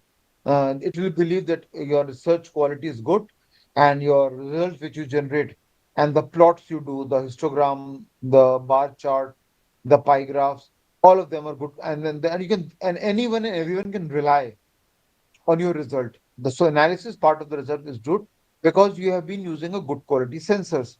So selection of a sensors, purchasing the sensor is very important part in the entire IoT ecosystem because you should not purchase a low quality sensor which will give you the bad or the flawed result. And the result has to be right, and for that the data input has to be correct. Data need to be captured at the right place at the right time from the right vendor. If it is not, then you can always doubt the integrity of the data. You are not sure that the result which you are getting is correct and you can actually rely upon. Difficult, very difficult as such. So selection of a sensor in a project, identification of the problem statement, and delivering a good quality result, I think is a major fundamental stone for the successful execution of any project that deals with the IoT ecosystem. Now, if I'm a researcher working in the IoT, I should be very clear that in which domain I'm working on. That means the problem statement, the research objective has to be very clear in my mind when I'm working on the IoT part. So there are multiple parameters, multiple issues that coexist together in the IoT ecosystem. I've jotted few of them for you, like what is the weight of the device? What is the amount of the internal storage, the gigabytes? How much internal storage the device has? Is the device scalable? Are the systems scalable? Can they be tuned up and tuned down? Can they be made uh, provisioning and resource provisioning can be done because that is very important aspect of the scalability. What is the rate of processing of the CPU? CPU processing power is what another input is required when I'm working exclusively in the IoT ecosystem. What is the CPU cycle in MIPS, million instruction per second? What is the state of security of the data? Are my devices secure? Or because I can employ the security at the both the software end and the hardware end. At the hardware end, though there is a bit of level of security in terms of physical security, but it will not be able to give me secure reliability or because it is why it is not able to give because problem exists at the multiple level in the IoT ecosystem. So when I'm working on security, I need to make sure the device is secure both at the software level as well as at the hardware level. Like cryptography and blockchain technology I just discussed, they are the technologies that work on the software level of security of the data, right? Then another important task, very important task, is energy efficiency. Because if I deploy an application, I need to make sure that it consumes very less quantity, a very less number of CPU cycles. If it consumes more number of CPU cycles, then nobody would like to buy my IoT device. So I need to make sure if I'm a hardware vendor, if I'm the OEM, original equipment manufacturer of these devices, I need to make sure that my devices are energy efficient and they consume less number of CPU cycles. Because if my application is deployed, let's say secure routing application is deployed on the IoT devices, and during its execution, it consumes a lot many number of CPU cycle, nobody will like to buy it. So my application has to be very energy preservation, energy conservation, and they should consume very less number of the CPU cycles. That is why only I can say my applications are very energy efficient, right? Then what is the mobility pattern of the nodes? If it's highly mobile, less mobile, or a semi-mobile as such. So if it is highly mobile, again, I need to check on the devices that are they static when they're deployed in a real-time scenario or they're moving. For example, the autonomous vehicles, the what we call driverless cars, or the unmanned aerial vehicle, the drones. Are my sensors or my IoT system is being used in those kind of a devices? I need to track the mobility pattern also. Then what about the routing of a data in an IoT ecosystem? If too much amount of data is crisscrossing or flowing between the IoT devices in a system, it might lead to congestion. And we need to have the congestion control algorithms to manage or mitigate the flow of the data. Or I need to have a efficient routing techniques, routing algorithms, which can actually do they can't do the decongestion, but they will help me to find the alternate path from where the data can be routed through to reach from the source to the destination. Then the routing. Now again, routing is a very important aspect. How do you move your data packets from source to destination? We need to find out or we need to determine the most optimized routing path which can be used to move the data packet from the source to the destination. Now, those of you who are working in the network, you would be knowing that when we talk of the wired network, IEEE 802.3 network, we use the routing protocol like RIP, Routing Information Protocol, or the OSPF, Open Shortest Path First Protocol, or the BGP protocol, Border Gateway Protocol.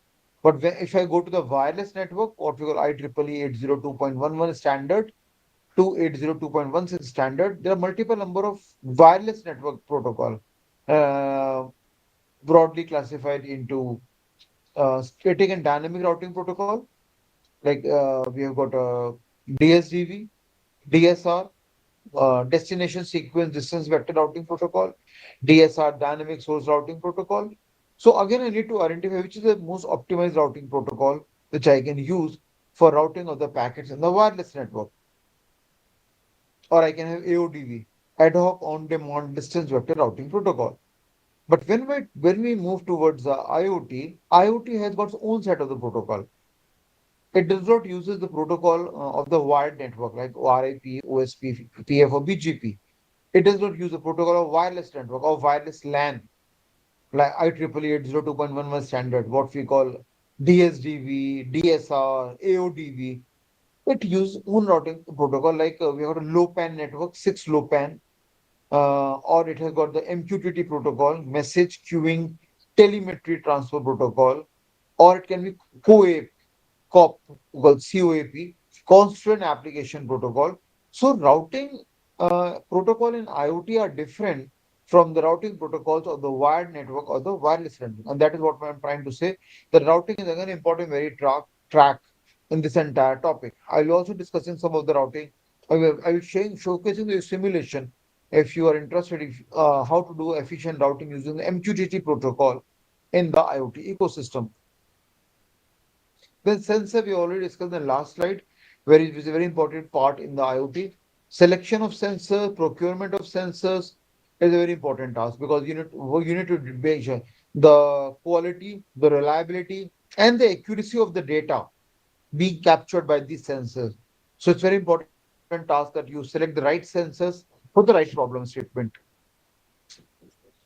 Now, when we talk of the security issues in low power IoT system, there are some of the things which we need to be very focused on, like weak authentication. So authentication is strong, robust, and reliable. Weak authentication is just not acceptable in the IoT ecosystem. So whenever you get any request to capture the data, monitor the data, manage the data in IoT ecosystem, make sure that the authentication is strong. Either you use the strong cryptography like AES or the RSA, Advanced Encryption Standard, or the RSA, the Reverse Chimera Delvin algorithm, or I use a blockchain technology, for example, MD5 or SHA algorithm. So authentication is a very important task when we talk of the security and the reliability of the data. That the firmware and the software exploit that need to be managed and monitored in a proper manner. Otherwise, that can create another set of problem. Data confidentiality and privacy, very, very important, because I need to use the cryptography, like the symmetric cryptography or the asymmetric cryptography, to ensure that the data remains strong, protected, and doesn't land into the hand of adversaries, like oppositions, because they can play havoc with the data, they can manage the data, they can manipulate the data. So I need to make sure that my data remains strong, and it does not get into the hands of the enemies. Then botnet and DDoS, again, very important and powerful thing. I need to make sure that my data remain protected from the denial of service and the distributed denial of service attacks.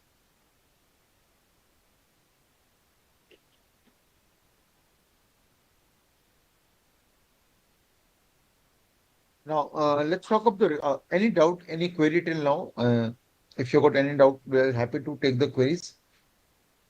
Anything not clear, whatever we discussed till now.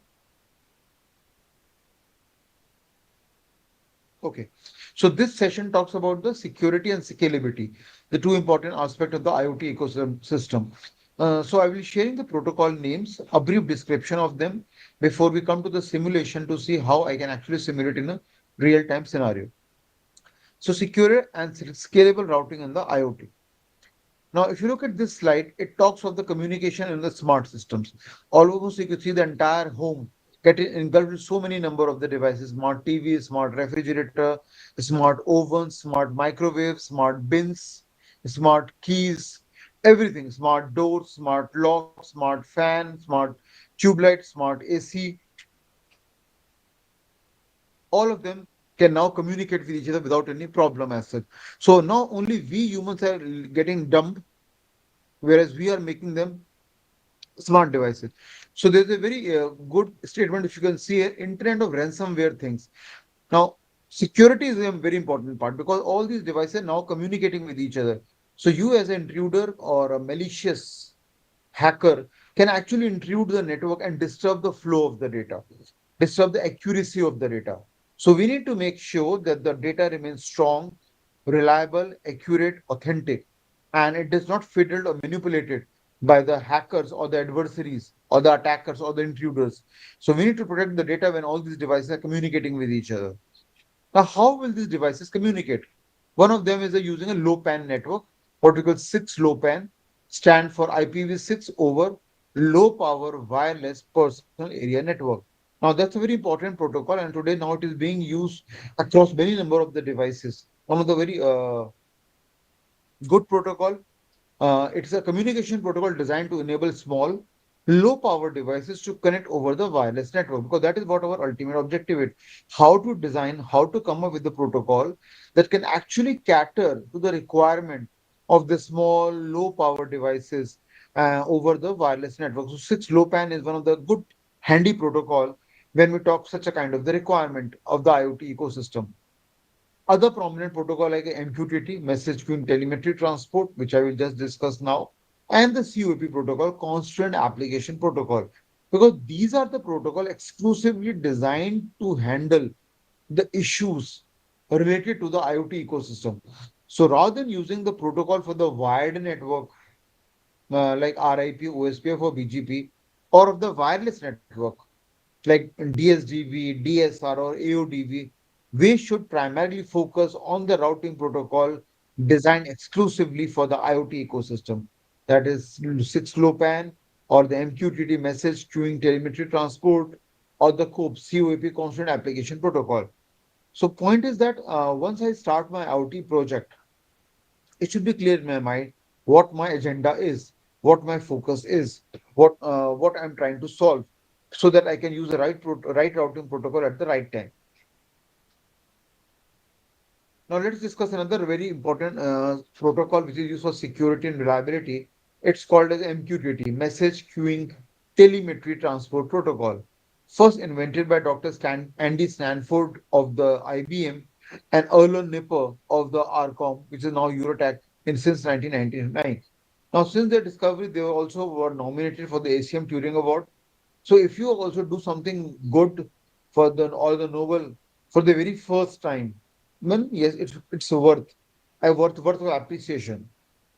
If you have done something for the very first time, definitely it can be identified, can be patented, and because yours is a novel work, and just like the Kevin Ostrom, they were also nominated for the ASM Turing Award, but ultimately they also could not get it. They just remained as one of the nominees for this Turing Award. So you need to identify that what your problem statement is and how do you want to solve this problem statement. So you can use the right protocol at the right time.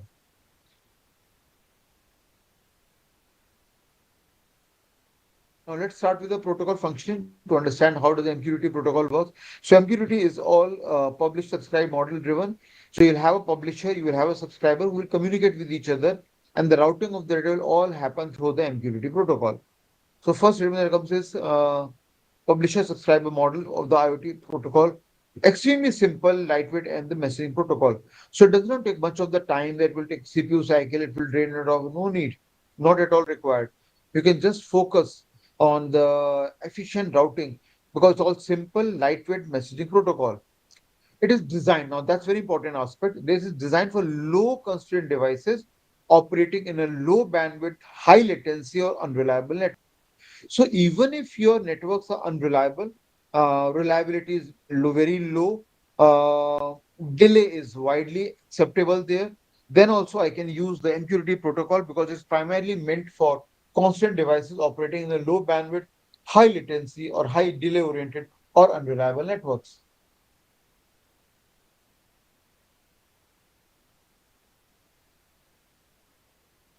Now, let's look at the technical aspect of the MQTT protocol. It has a client server model approach. That means you will have a one client, uh, you will have another client server, and both of them will communicate with each other. And that is how we use the publisher subscriber model of the MQTT because MQTT uses the client server model approach to do the efficient routing between the publisher and subscriber. I will just share the diagram of it for the convenience of all the members, where every sense is a client and connect to a server known as a broker over the TCP protocol. MQTT is a message-oriented protocol, so all the information flow in terms of messages, and every message is a discrete chunk of data, which is opaque to the broker. So all data transmission is done in the form of the messages using the MQTT protocol. Every message published to an address known as a topic. So you publish the message to a specific address, and that will be known as a topic. And clients may subscribe to one topic or many number of the topic. I will just share the diagram so they can better understand. And every client subscribed to a topic receives every message published to the topic. So publisher will publish the message for that topic. Publisher will publish the message for the topic, and the subscriber will receive the information about the same topic without any problem. Now let's look at the architecture. For example, imagine a simple network with, let's say, two clients. Client will be called a subscriber here, and one server, which is called as a publisher here. So you will have two clients, a subscriber, and one server called as a publisher, and a very prominent central broker.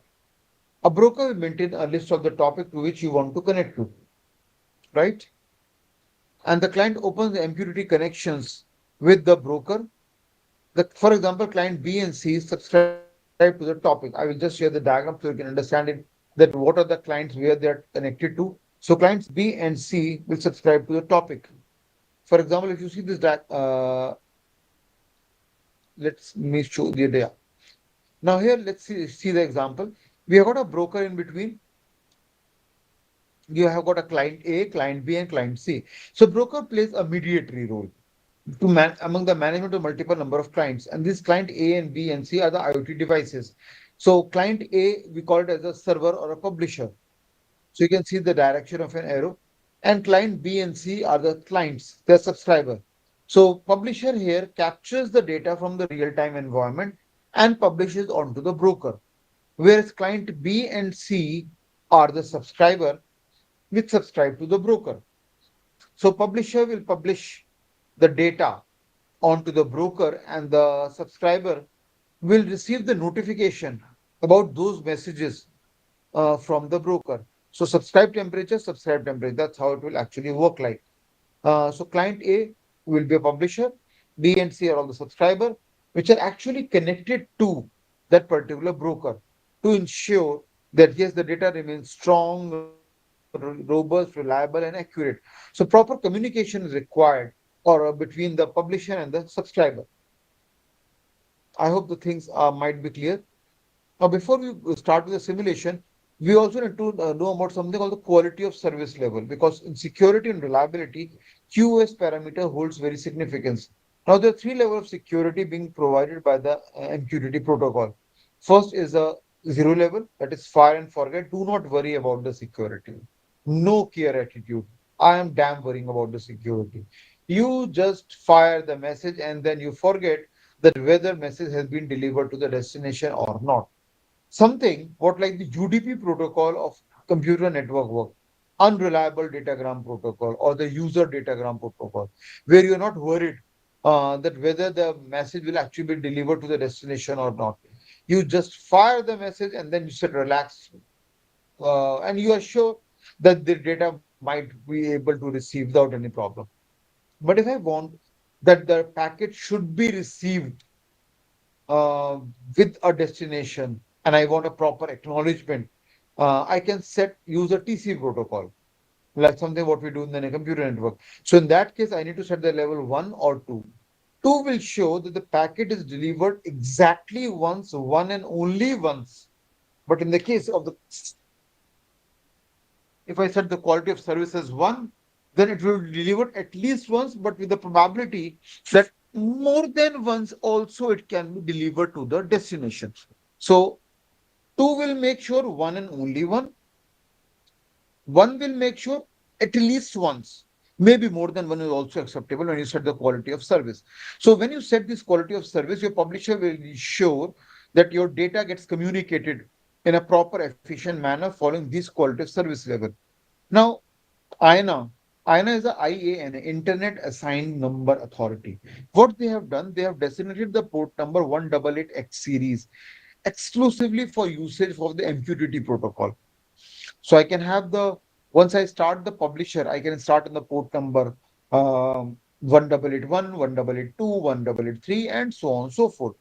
Similarly, if I want to have a secure routing, if I do not use the encryption protocol, but I want to use a secure socket layer communication, then what I will do, I will use the port number 888 series because that is registered by to the INA for MQTT over the secure socket layer communication, what we call SSL layer communication for the MQTT protocol.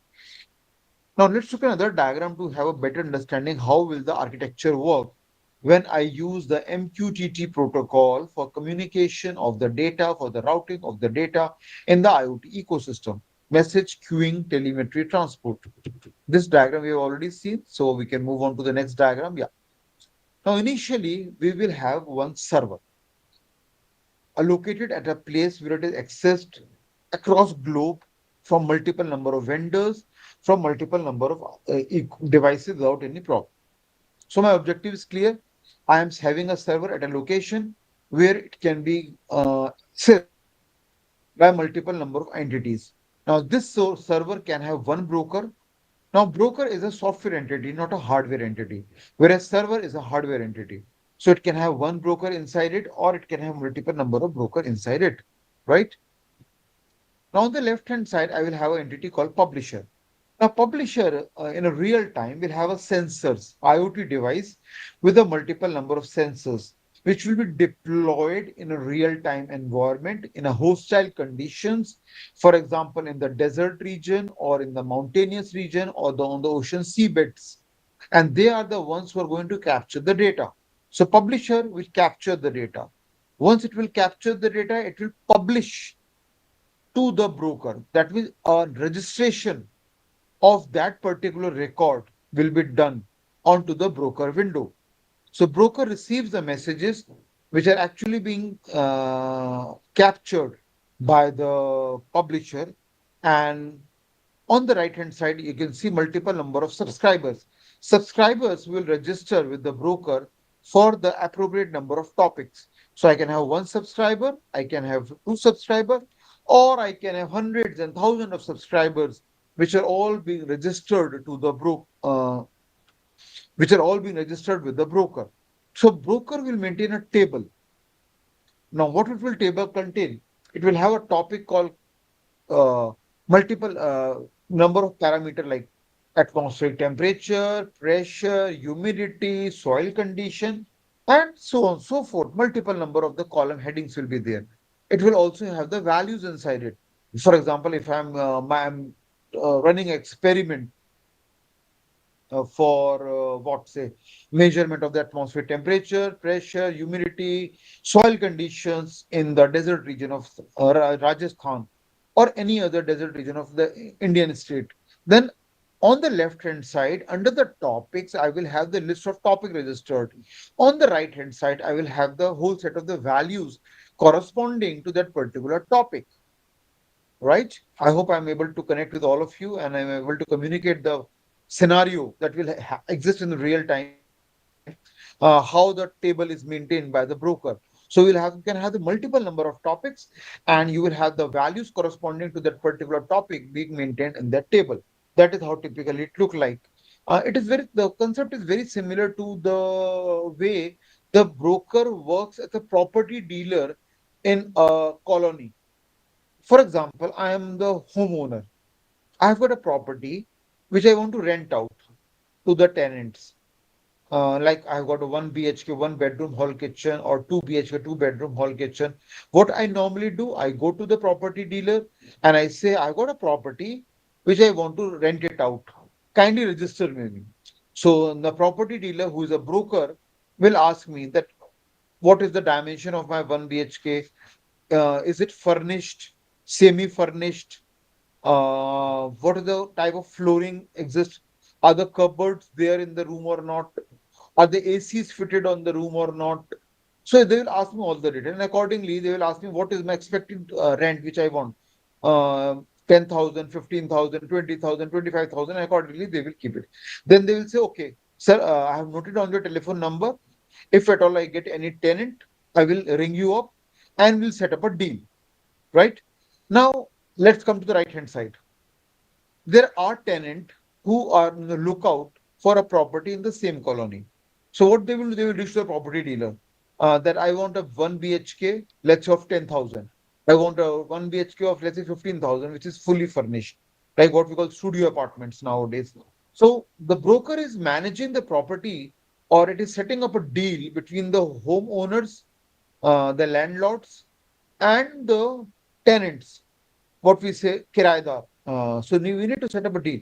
So broker will receive the information about the property from the homeowners, register in the register, and then they will also approach the prospective tenants. And maybe if the tenants come first, you do not have the appropriate property matching to them, you will tell to the tenant that okay, you make your request to me, you register your request. As and when I get a proper property information matching to your requirement, I will call you up. So what is the broker doing in that case? It is setting up a deal, setting up a negotiation between the prospective homeowners and the prospective uh, tenants. So that's the same thing here being done. Broker communicating or helping the publisher and subscriber to receive the communication from each other. They will never see to each other. The broker is the one who will manage the communication between them. Now, once you're doing a communication between them, uh, multiple issues will come. I can increase the broker, I can decrease the broker, so I can work on scalability aspect. I can increase the publisher, I can decrease the publisher, I can work on the scalability of publisher. I can have low number of subscriber, I can have more number of subscriber that working on scalability of the IoT ecosystem. Means the system should be dynamic, it can be tuned up, it can be tuned down, to ensure that the system still runs seamlessly, system still runs smoothly without any problem. And that scalability play a very important role in ensuring the smooth functioning of the IoT ecosystem.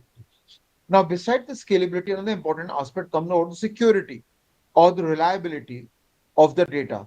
Because I need to protect my data from the hundreds and thousands of intruders, what we call hackers in the real time scenario. So, if you take the same diagram again, there are hundred and thousand of hackers, and you might some hackers might be known to you, but you are not able to do anything because we know in the domain of computer science the entire data is logical in nature. So I know there are hackers. How to protect my data from the hacker? Because the system is being there are hundred and thousand of hackers which actually intruded into your system. They have breached. There is a loss of the pilferage has taken place, security breach has taken place. Now, we as an administrator of the IoT ecosystem own that responsibility that we need to protect our data from the hundreds and thousands of these hackers who are actually prying, who are actually maneuvering over the data which is being flowing between these sensors, between the devices in the IoT ecosystem. So one of the biggest challenge is how to protect the data from these hackers.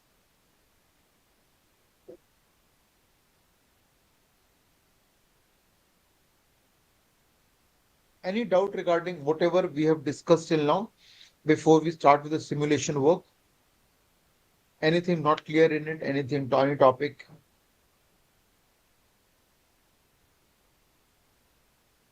Okay. Assuming everything is fine, maybe or we can take the queries in the end, Q&A session. Now let's come to the simulation aspect, how we are going to do it. So let me discuss the code because that will make sure that the things are understandable to you. Yeah. Now here is a code visible? Anyone can say yes or no. That will give me the idea that yes, you are able to see Yes, the sir. code. Fine, Yes, fine, sir. fine. It's visible, Good. sir. Thank you. So here, the code I have written is in Java programming language. Now, Java offers a API called Java Cryptography Architecture, what we call JCA, and it also offers something called Java Secure Socket Extension Programming. So let me write the same thing here. What I am saying, there are two APIs available here. One is a JCA, what we call Java Cryptography Architecture,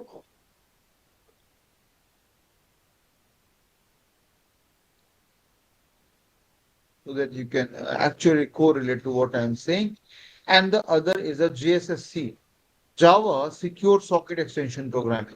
So they are the two flavors which are now being used extensively for when you're working on the security and reliability, on the scalability of the data in the IoT ecosystem. Secure Socket Extension Programming.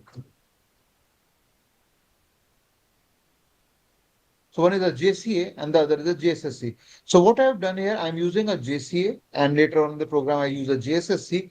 And there are in the JCA package of the Java, lot many number of predefined packages exist. Like we say import java.security.star.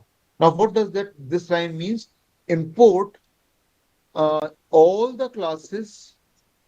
So those of you who are not comfortable with Java programming language, you'll be able to understand.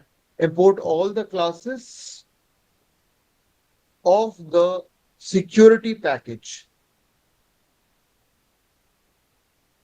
but when we write the import java.security.star, then java.javax.crypto.star, javax.crypto.specification.star, java.io for input output activity. Now here I am in this. What is the main objective of this program? What if I write a aim to ensure safe and secure transmission, safe and secure transmission of the data, uh, safe and secure transmission of the data in IoT ecosystem.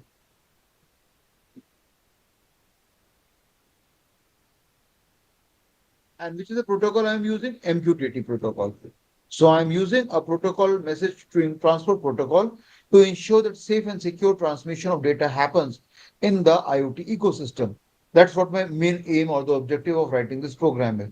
So for that, Java also makes sure that when you're writing such a program, the exceptions are going to happen in the real-time scenario. So there are multiple number of exception classes. Now these are being used as a precautionary measure. You may not require them in the real-time scenario, but what if happens your sensor is not able to capture the data in the real-time scenario, or if it fails in the real-time scenario? So I need to handle the matching exception classes, which will take care that my code does not fall flat, code does not break down, software does not crashes up. So I need to make sure that my data is well protected, well managed, well integrated, well bonded, and it doesn't break up in between. Then there are line number 18 to 20. I use the package called MQTT version 3 protocol. I import all the classes, all the interfaces of the PAHO client. Now, PAHO client is a IoT client introduced by the Eclipse. Again, Eclipse is a free of cost open source IDE which is used for writing the Java programming. Java programming. Therefore, the writing the Java program for the IoT ecosystem, they introduce a client called PAHO client, PAHO client. So what I'm doing in the line number 18 to 22, I'm importing all the classes, all the interfaces belonging to the PAHO client being provided by the Eclipse. Now, if you look at them, all of them follow version 3 programming, Mosquito version 3 programming. So Mosquito client, now since MQTT has a spelling very similar to the Mosquito, so we also call it as a Mosquito protocol programming, MQTT, Message Queuing Telemetry Transport Protocol Programming. So Mosquito client, Mosquito connection options, Mosquito exception, Mosquito message, and memory persistence. So multiple number of the classes that exist within the which are being provided by the PAHO client of the Eclipse IDE. Then we are going to importing all the classes and interfaces of the java.util package and of the SQL, right? Then we start with the actual code. So I define a class called as a IoT device class.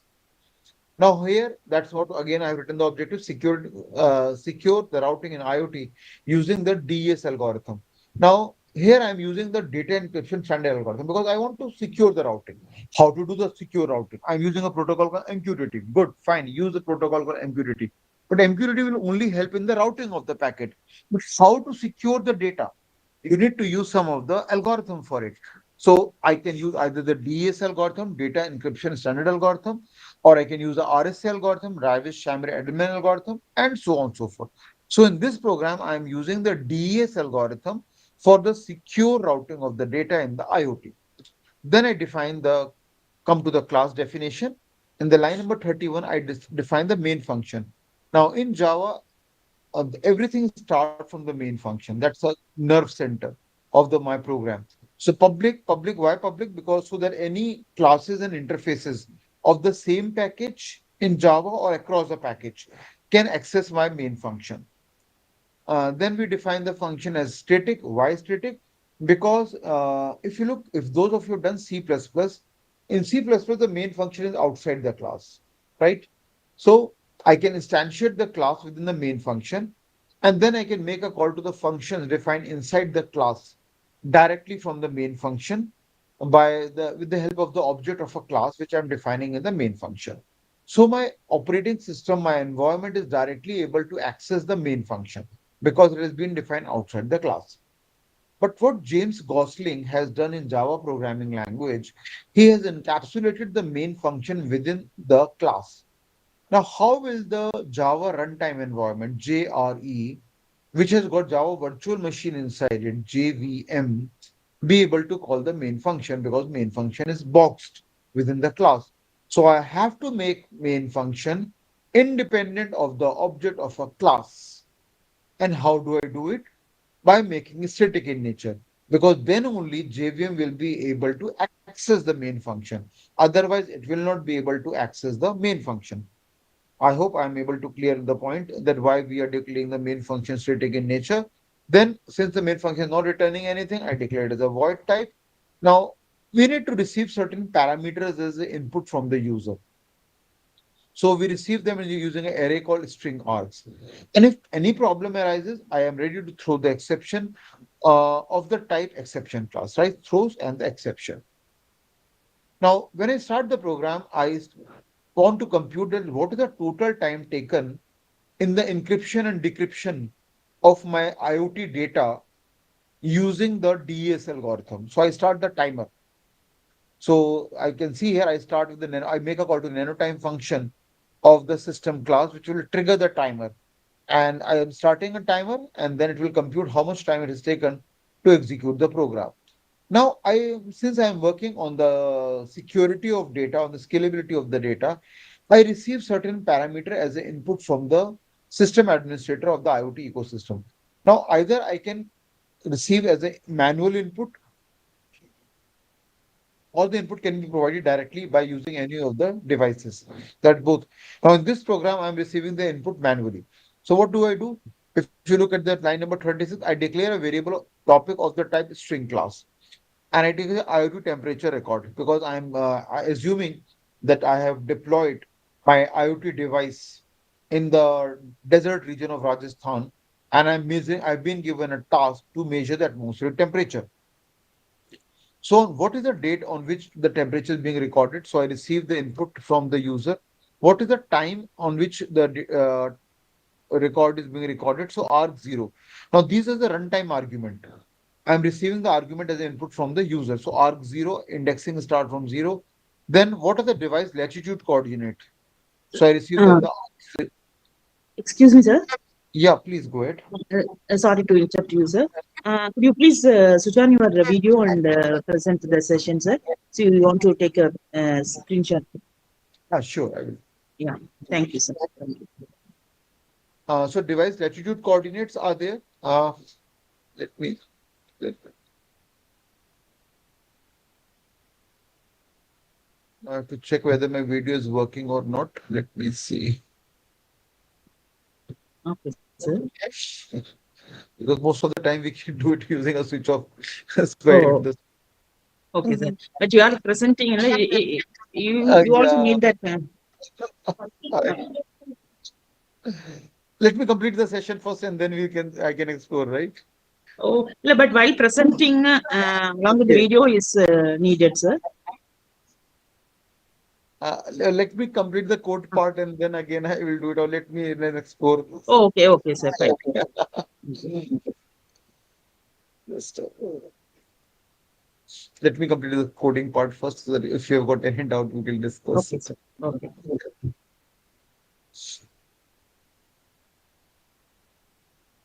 Coming back to the code.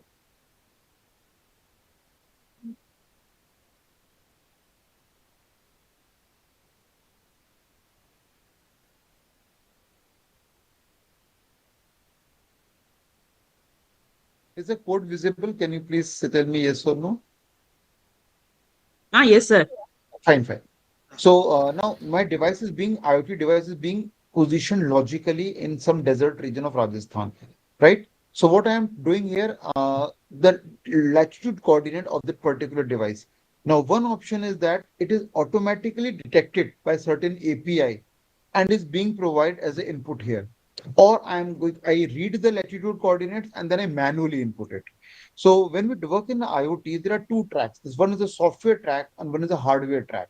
Now here I am only showing a simulation on the software track, assuming that the hardware is there in place, it is capturing the data and the data is being fed or data is being as an input to this particular Java program.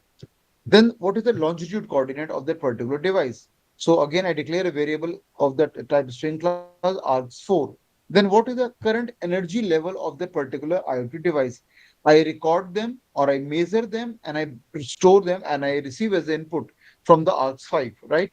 Then what is the type of sensor? Atmospheric temperature or pressure or humidity, seismic vibration, earthquake monitoring. What is the type? Now in this program, I'm only focused on the uh, temperature type sensor. So sensor type will be all the temperature, actual temperature which is being recorded here.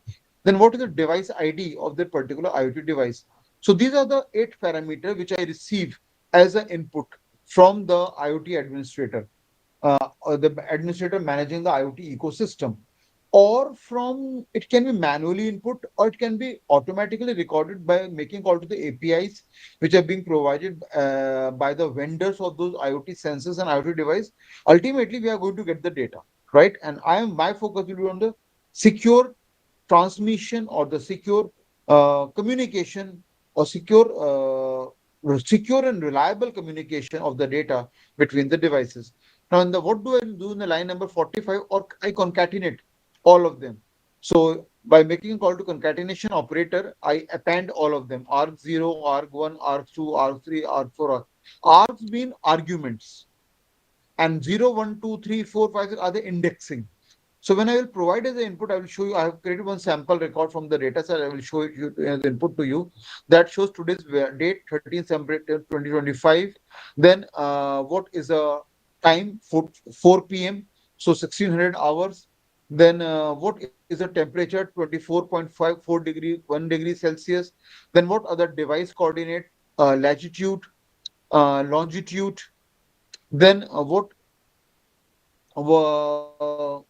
is the energy level of the battery, 7 milliampere hours. What I'm trying to sense, the temperature. And then what is the device ID? I say 4999. So this is a sample record which we are going to provide as an input to this Java program. And this is what I'm going to encrypt using the DS algorithm. Now, quality of service, I set the value as 2, which I just shared in my program. Now, broker is being hosted on my device here. In the real time, it will be the IP address of the server. But since I'm running the broker locally on my system, I am giving the IP address 127.0.0.1, which is the default loopback IP address of my system. And the port number which I'm using here, 1885, because all the port numbers of the MQTT protocol works on 188 series. Then I specify the client ID subscriber 127.0, because these are all the loopback IP address of my systems as such, right? Then I make a call to one argument constructor of the memory persistence class, because I want to make sure that the data remains safe during its process of transmission object also between the objects. So persistence of the data in terms of objects when it is being shared between the devices, for that we make a call to the memory persistence class. Otherwise, there's no need to make a memory persistence class. Then I declare a few more variables like PT and CT. I initialize the value to null, not much of significance. Then come to line number 54. We make a call to 3-argument constructor of the Mosquito client class, MQTT. One is a broker, one is a client ID subscriber, and one is a persistence property, which I have just called it as such. Now, the constructor of the class will be called, it will be initialized, and the default and the value which is being returned is stored in a Mosquito client variable called sample client1, right? Now I generate the publisher. Now automatic generation of publisher is being done. I do not hard code the values. So what I do here, I make a call to the function called generate client ID, which belong to the Mosquito client class. It will automatically generate the ID from me. So I'm not hard coding any value. I'm making auto random ID generation. So it will generate the ID and store into a string class variable called str1. So after the line number 55, either will have a unique publisher ID getting generated, or it will throw me the exception. Now, if it is able to generate it, so I can now display the value generate publisher ID is, and I display the value of str1. So if you look at this diagram, what I have done here, I have generated the publisher ID. Let me go to this diagram. Yeah, this is on the publisher.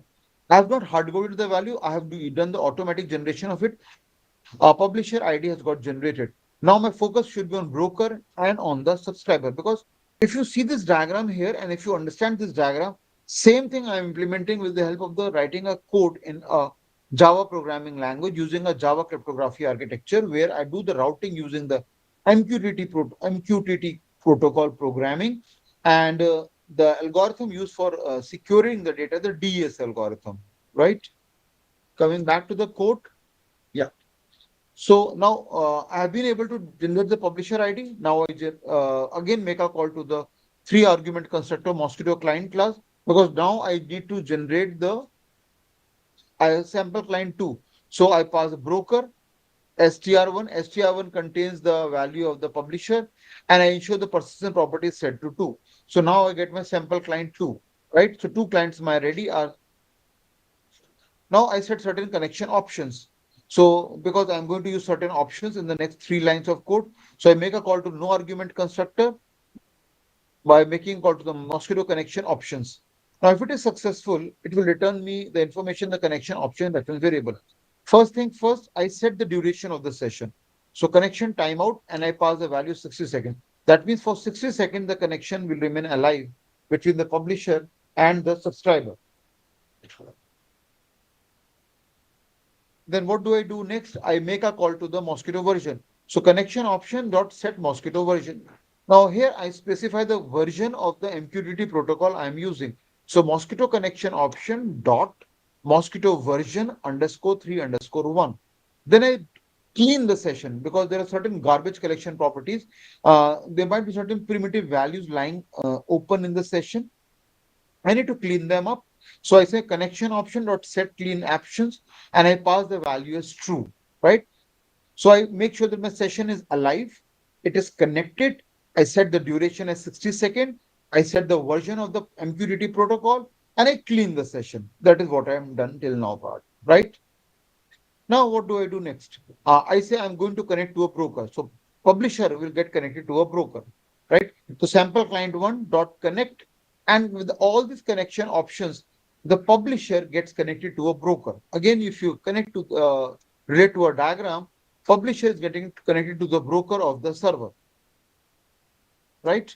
So now the I also need to make sure that publisher is linked to a topic, right? So sample client one dot subscribe and the topic. Now topic here, what is the topic here? Topic here is the temperature. If you look here, right at the if you look at the topic class variable, string topic is called IoT temperature record, because that is what actually it is meant for.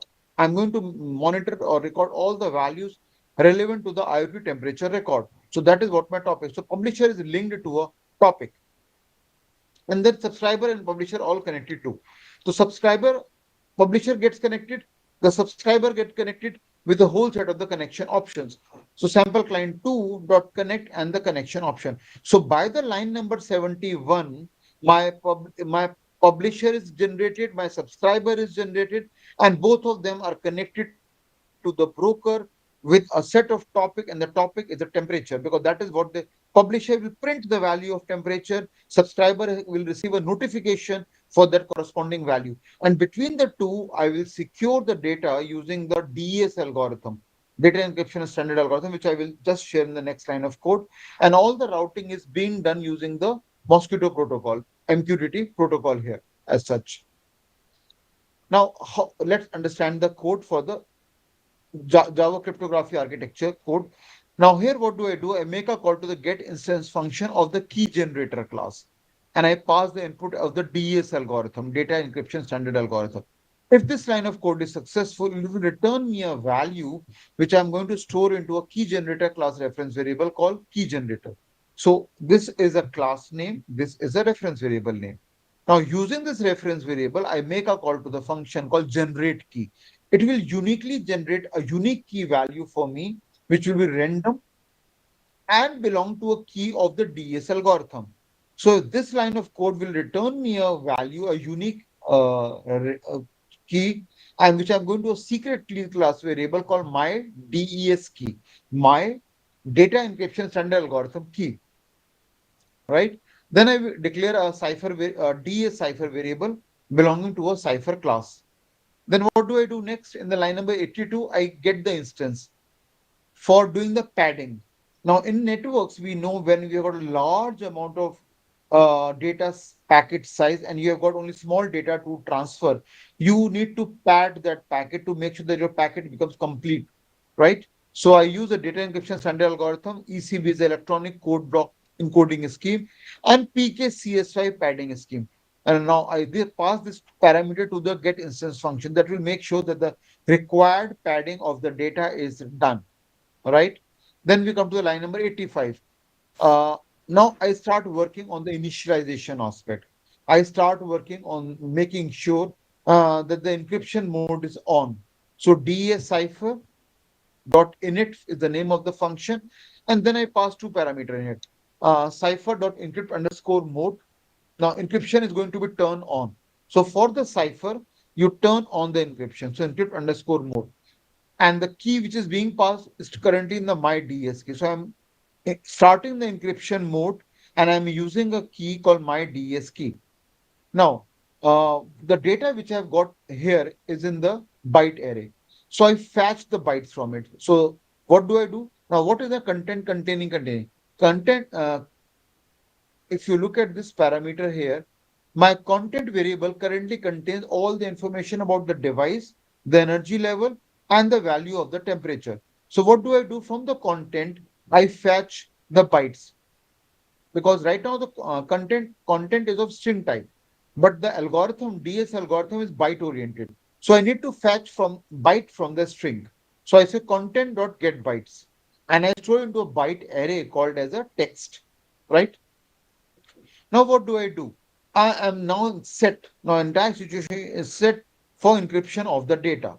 Now this line of code will make sure that the data gets encrypted. So I make a call to the do final function that works on the text. What is text here? The byte array that is currently containing the byte equivalent of the string, right? Because that is what I've done in the get byte function. And I make a call to do find function that will encrypt the data and store into a byte array called text encrypted. So this text encrypted is actually containing the encrypted content of my input text. And now since I converted the string to bytes, now I am converting back from byte to string. So text encrypted, I make a call to the toString function over the text encrypted variable and store into a plain text variable.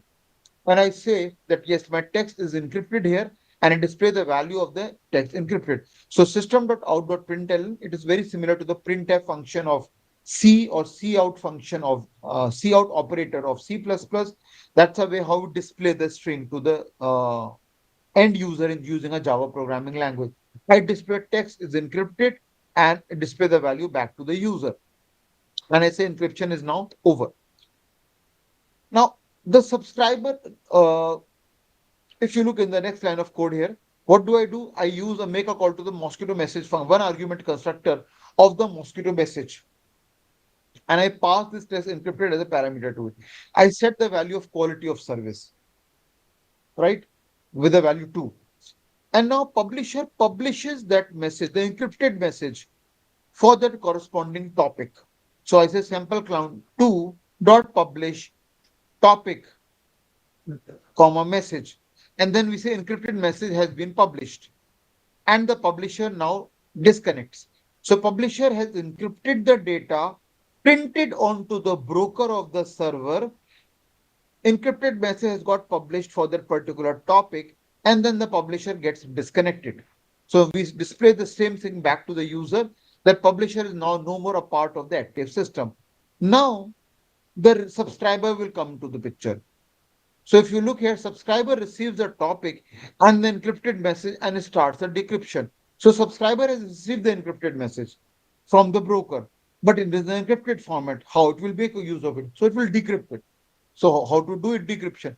I start the decrypt mode on. So I make a call to the init function of the DS cipher and I start the decryption mode. So I say cipher.decrypt underscore mode.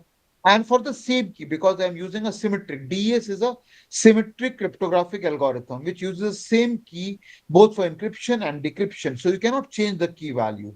If you want to change the key value, you need to use the AES or other RSA. You have to use the RSA algorithm because RSA uses two pair of keys, public and private keys. Symmetric cryptographic algorithm, DAC and AES use the same key, both for encryption and decryption. So what do? I make a call to do final function and I pass the encrypted text as a parameter. Who does it? Subscriber does it. Now it will decrypt the text. And the decrypted text is displayed to a byte array called text descripted. Now, since it is a byte array type, I need to convert into a string. So I make a call to toString function over the text decrypted. Now, why I am doing byte to string? Because Java supports the string. C and C++ supports a byte-oriented character set. Java supports Unicode character set, 16-bit wide character set. So Java understands what the strings are. So that's why I need to do the conversion. So I run a two-string function over the text decrypted, and it returns me a CT variable, so ciphertext variable. And I said text decrypted is new string using a text descriptor. So making a call to one argument constructor of the string class and displaying the value of text descripted as a parameter to it, so that the string is visible to the subscriber. Once it is being done, I said decryption has been over. So in the line number 114, we have been able to, publisher has been able to receive the record as an input from the user, encrypt the data, publish to the broker, vanishes from the screen. The broker sends the notification to the subscriber. Subscriber receives the data, decrypt it, and display it back to the user. And then now we stop the timer. We say system.nano time. Anyone saying anything?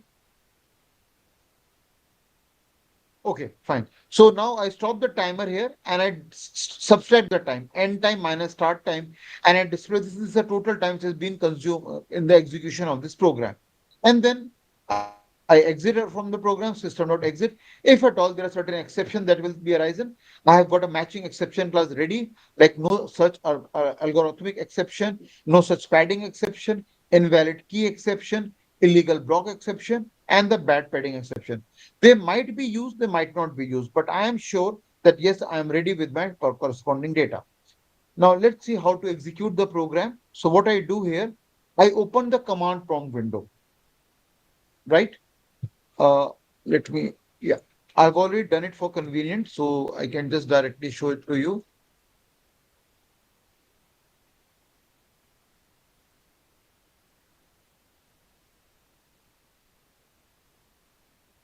Now, first and foremost, what I do here is that I start the Mosquito server, the Mosquito protocol programming. So in my program files folder, you see I have already downloaded the Mosquito. It's free of cost, open source on the web. You can just go and access it. Or if you want to have a look at it, just a moment, I will show it to you how to do it so that you can actually see it.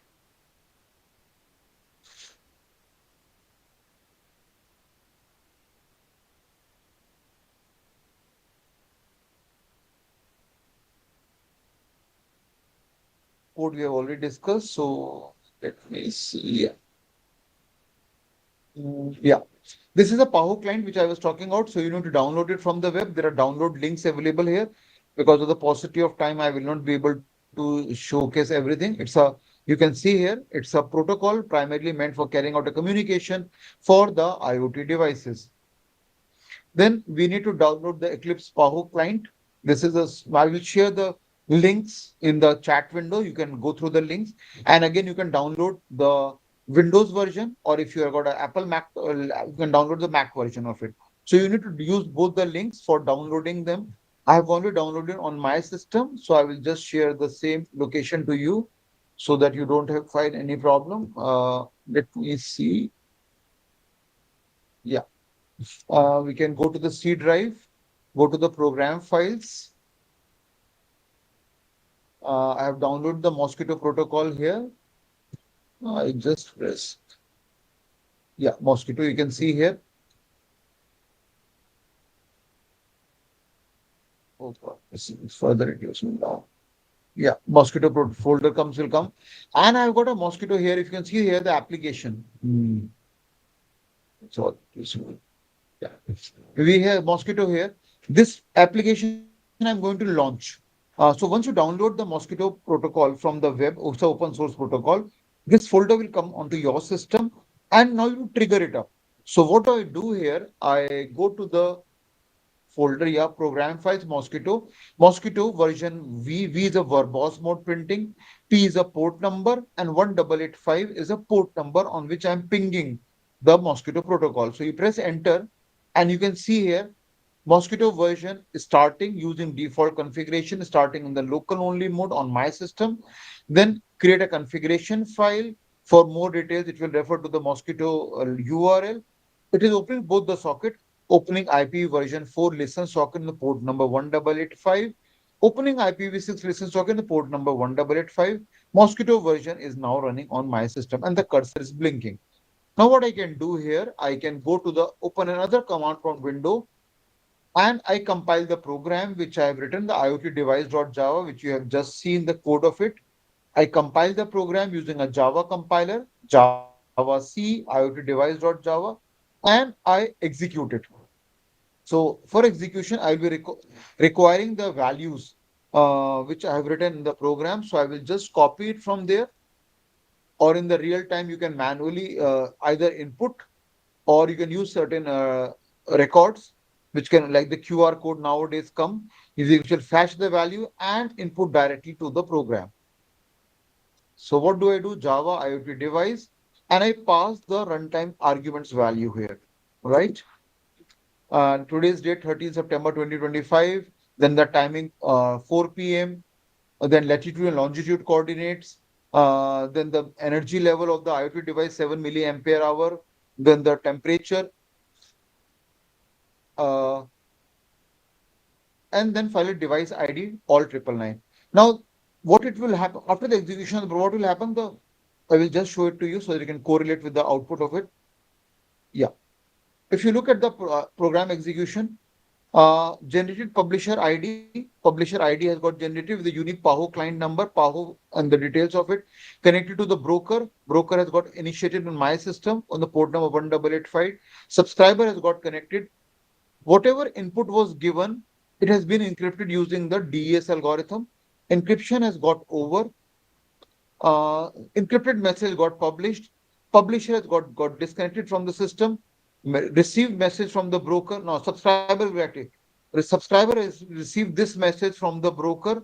Now subscriber decrypt the message. So this is a message which has got actually got decrypted from the broker, from the subscriber point of view, and it is exactly the same message which has been published by the broker. So broker subscriber will now communicate with each other with the help of broker. uh, Publisher and subscriber will communicate with each other with the help of the broker. Broker will act as a connecting link, and the encrypted message is being shared with them using the MQTT protocol. And how I have got encrypted using a DS algorithm. If I have been able to do it, it will actually decryption is over. And the total time which has got consumed during the entire process, I display in terms of the nanosecond, and then I get back the window here. So in on my device, on my laptop, I have been able to configure, because this is a simulation, the publisher window, the broker window, as well as the subscriber window. And they've been able to communicate using the MQTT protocol. So with that, I would like to close down my session. If there is any doubt, please feel free to unmute yourself and ask me. I will be happy to take the queries.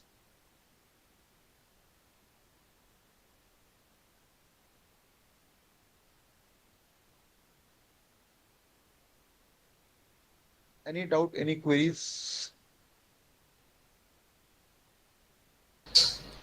Sir, can you please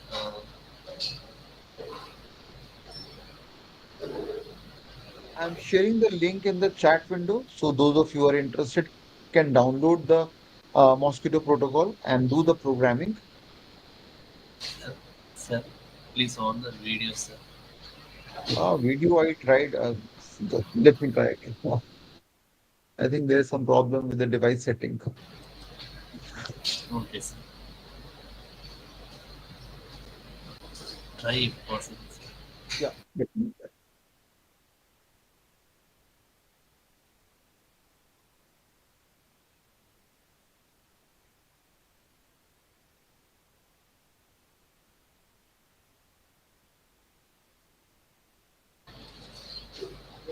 Participants, if you have any queries,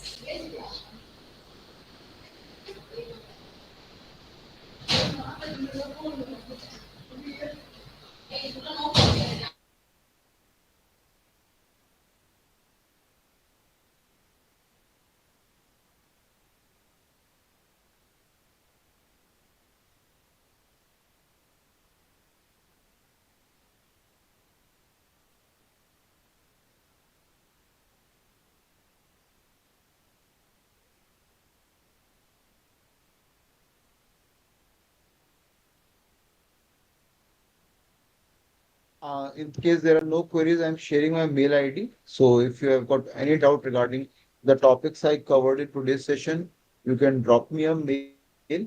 I will be happy to take the queries, or you can text me on my number. I will be happy to answer your queries. Okay, sir. Sure, sir. Thank you for your accepting and your valuable presentation, sir. Thank you so Uh, much. Pleasure. Pleasure is all mine. Thank you so much, sir. Thanks for having me. Okay, sir. Thank you, sir.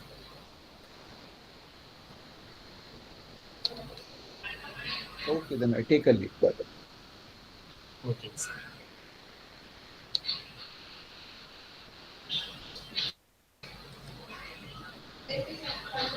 Good evening to all.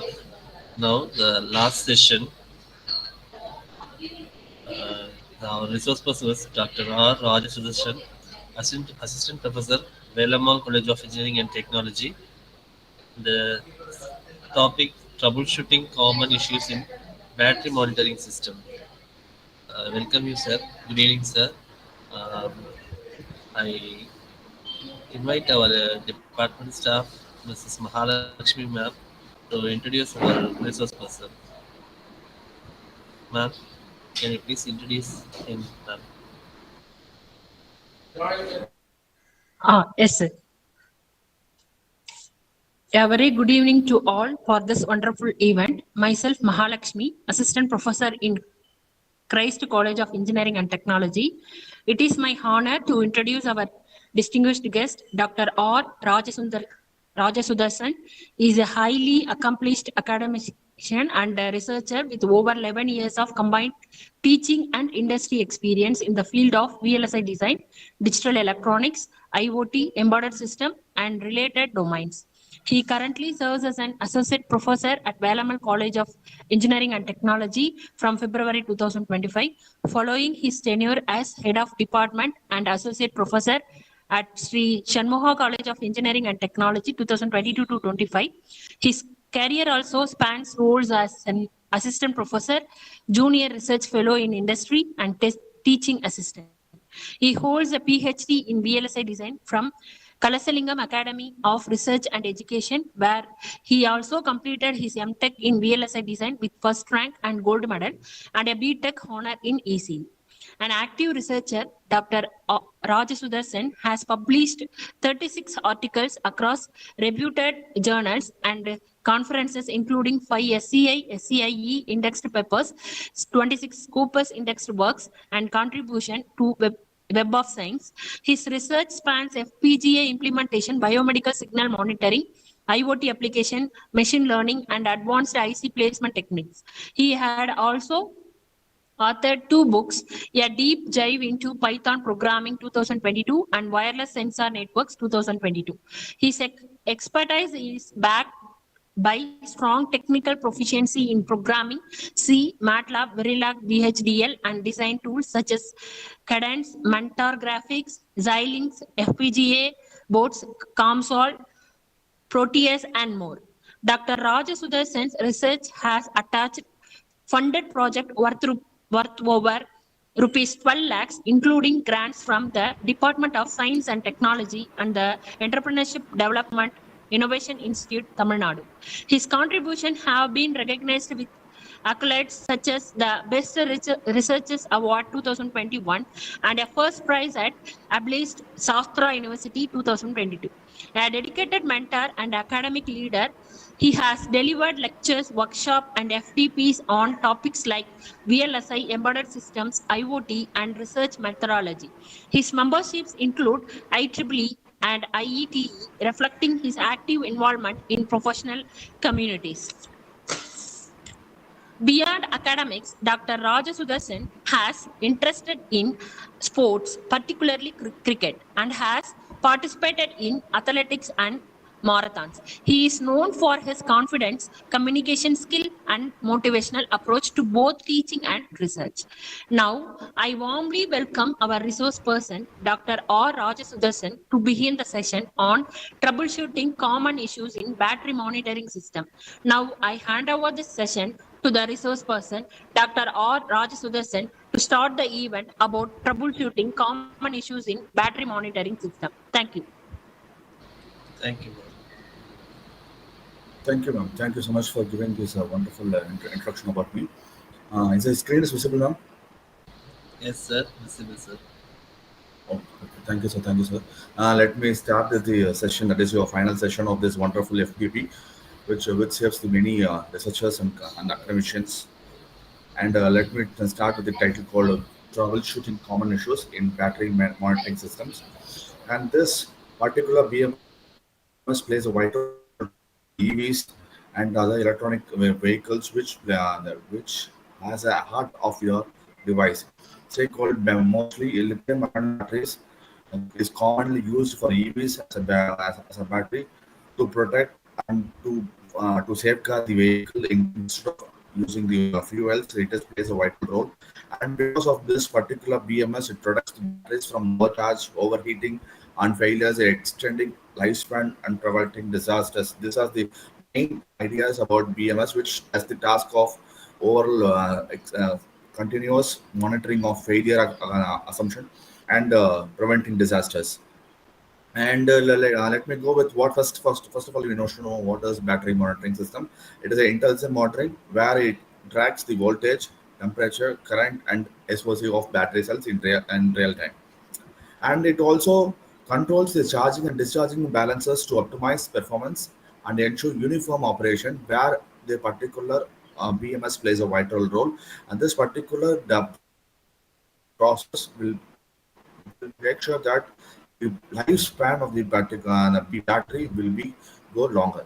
Next is and it also acts as a diagnosing health for the EVs to protect the entire vehicle without harming the entire operation of the process.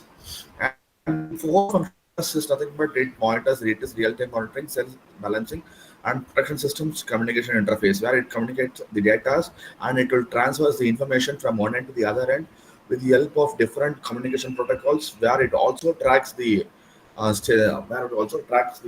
voltage, temperature, and its lifespan regularly to the host and to even from the remote areas to continuously monitor the batteries. So why? Because even in the Ola electric vehicle, for example, I should say yes, it automatically when you run the vehicle, the battery gets heated. So there's a separate cooling system is also available in the device. But even then, the battery gets heated. So this has to be monitored continuously. And this battery charging and discharging should be as per the duty cycle. So this particular duty cycle is monitored even from in the remote areas. That in that way, this communication protocols plays a vital role, and which helps the batteries to get overheated. And next is key battery states monitored is that as I said, it's state of charge, state of energy, state of health, and state of power. See everything that is percentage of availability of capacity of accurate range and runtime. That is, runtime is very much important for a battery to get charged and discharged. And this is particularly monitored in the state of charge. And state of energy is nothing but it evaluates the optimization of performance and unexpected shutdowns. It should not automatically put down all those energy down or say called voltage drop of the batteries. And it also monitors the battery aging and degradation patterns to predict the maintenance needs and replacement timings. State of power is to monitor the delivery capability of demanding applications and peak performance of their batteries. And these are the advanced features and alerts which is given for the BMS to get operated. So it depends upon the data science of historical data achieving, data alert system, and centralized management. These three tasks, which is plays a vital role for battery monitoring systems, and it has been followed by major industries. And BMS in electric vehicles is a critical role. So, first of all, we should manage thermal management, range optimization, and smart communication. That is to control the thermal systems to maintain optimal battery temperature during fast charging and high power output scenarios. Next, I should go with range optimization is that precisely balances cells to maximize the driving range And for example, maximum driving range is something, but for example, if charge, if batteries get charged 100%, it can run through at least 200 to 300 kilometers. So that should not get reduced. If it does get reduced, there's a problem in battery. So that particular run time is being calculated, is being continuously monitored in the battery monitoring systems. So that is a, that so that range optimization so plays a vital role after the thermal management. For example, if we take through 300 kilometers uh, with a single range, with a single throw, if it does so, then automatically the battery gets heated. So we have to give a halt or pause to the battery to get cooling up, and again to charge up. Then you can make use of the entire charge for your throwdown. So this has to be in this perfect aspect ratio between your thermal management and range optimization.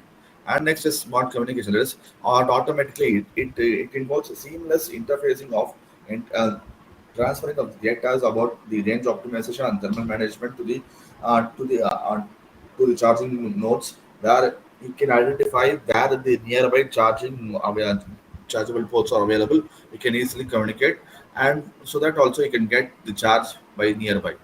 And next is that the real world impact, that is how this particular battery monitoring and monitoring systems plays a role in the sense it prevents from the fire safety. That is, for example, it prevents from 99 point, as per the static 6 says that it presents 99.9% fire prevention has been done.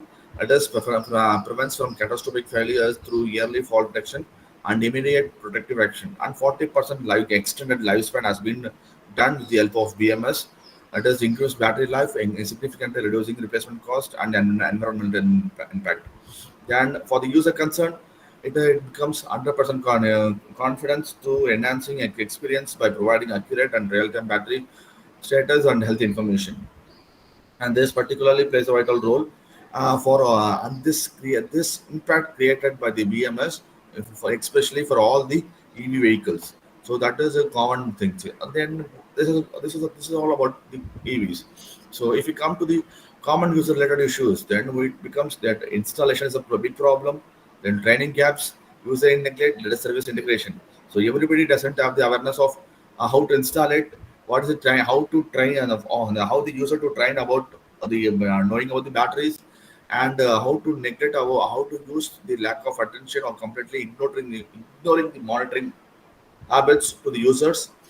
And there's a big gap between the services, so there is no any big BMS engineers in India. So nowadays it is growing up. I should say is in India, this BMS is bit of less today, but compared to previous days, now it is growing up in a rapid phase. But in the European countries and in the American countries, it is in huge phase. Everywhere you go, there will be a BMS engineer. They used to monitor their batteries. They used to make use of the EVs, and they'll be continuously give trainings to the users to how to install it, how to service it, and how to integrate all those stuffs in the BMS.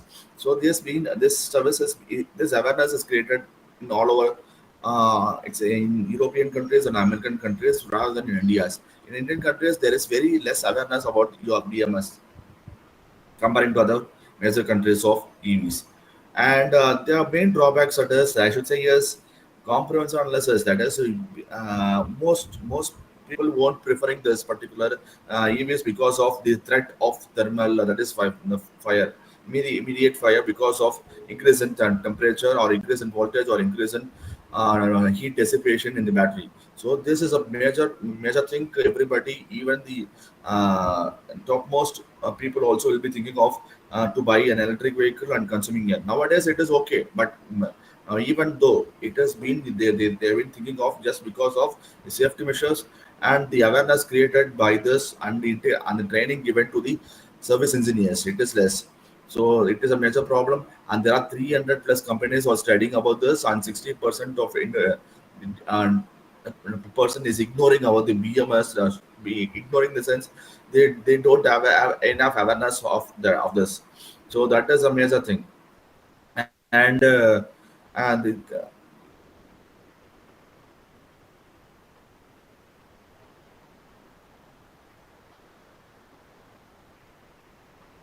Next is that 85% improper installation. That is, nobody will be that is a major problem in Ola.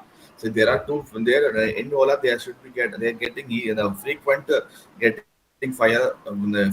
Vehicles get fired because of improper installation and improper awareness of BMS. So that is that is battery management system and battery monitoring system is not completely trained for by the service engineers, and they doesn't have enough awareness to create to this.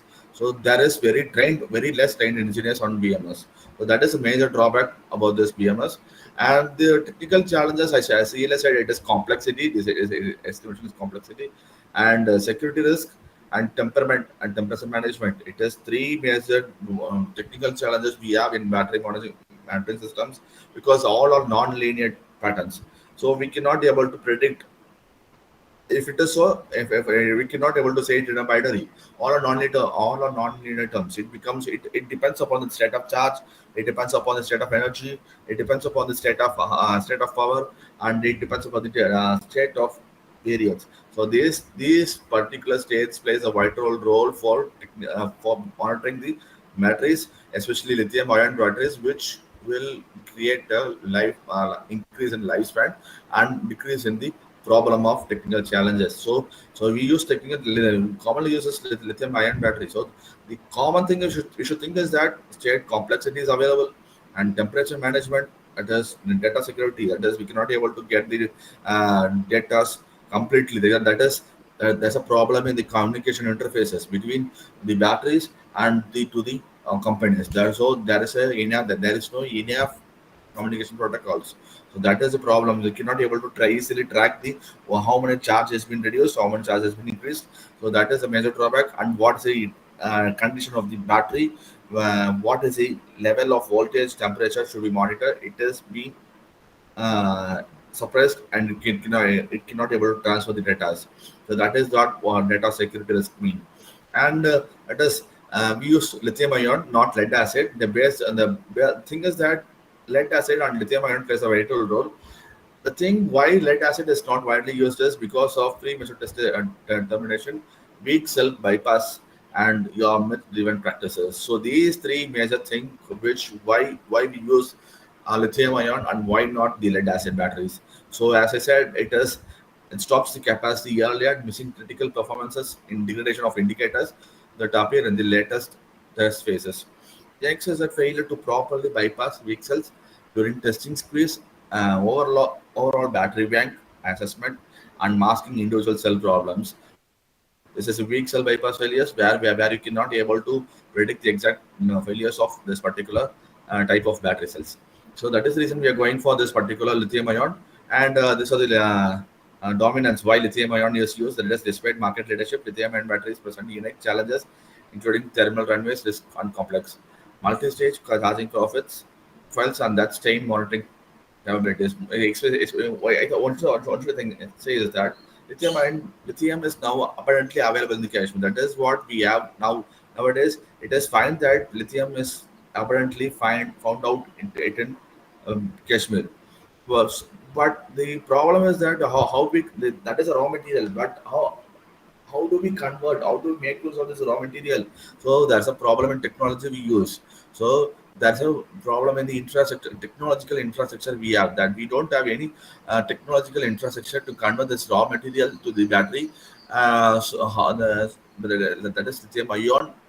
So that is a problem we have. Even though we have raw materials, but we don't have any technological advancements or technological infrastructure to convert that to a problem. So but even then, we are using lithium ion because of its particular uniqueness of this. We even then it because of its extending lifespan, and there's a problem. Even though there's a problem of thermal runways, there's a risk is there. Both lead acid and lithium ion as both risk.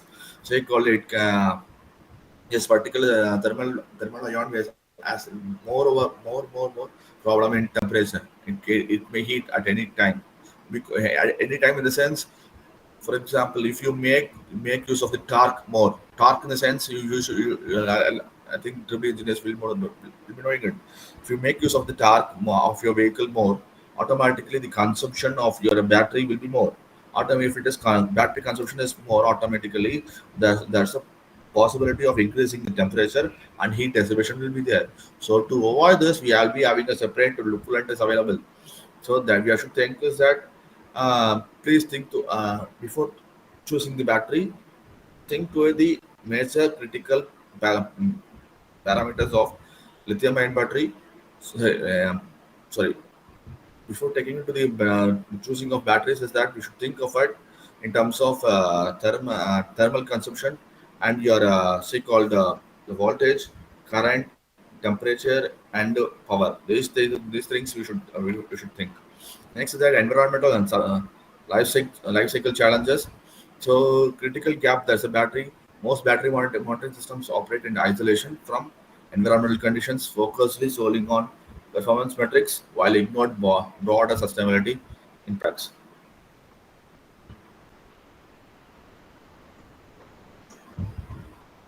So next is disposable neglect. That is, we used to neglect the strategies of monitoring the data protocols, they call management protocols and disposable tracking capabilities.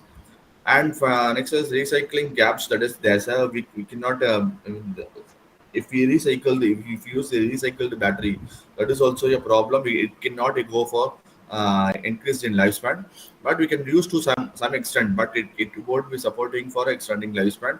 And that's the problem of in the blindness also. If you use the battery which is recycled one, there's a problem of leakage of acids, so that may harm the human beings in terms of by increasing the it may harm the human beings by especially for the eyes. So that is also we should think about when we're going for this.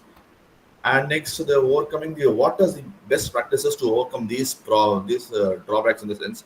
It is training programs, how to resolve the problems. That training to be given for the engineers to resolve all those problems. Next is hybrid system architecture, where we can maintaining operational flexibility and scalability. So next, advanced diagnostic algorithm should be there. That is, optimization algorithm should be used. Then what is the machine learning? Machine learning and AI comes to the picture here. So with the help of these terms, with these algorithms, we can make use of this. And next is that and the industry optimization should be industry standards should be followed. So even though we make all those stuffs, as I call AI, we are integrating AI, which are integrating machine learning, we are integrating some operational flexibility and scalability. We should also adhere the rules of BMS standards to ensure interoperability and security concern also. So that is the best way where we can make use of the to overcome these drawbacks. And key battery parameters to that is, as I earlier told that we have to monitor, that is key parameters. We have to monitor state of charge, state of health, cell voltage, temperature, and ohmic resistance. We have these are the key parameters to be monitored by batteries. And the typical troubleshooting scenario, I say alert generated. uh, Once again.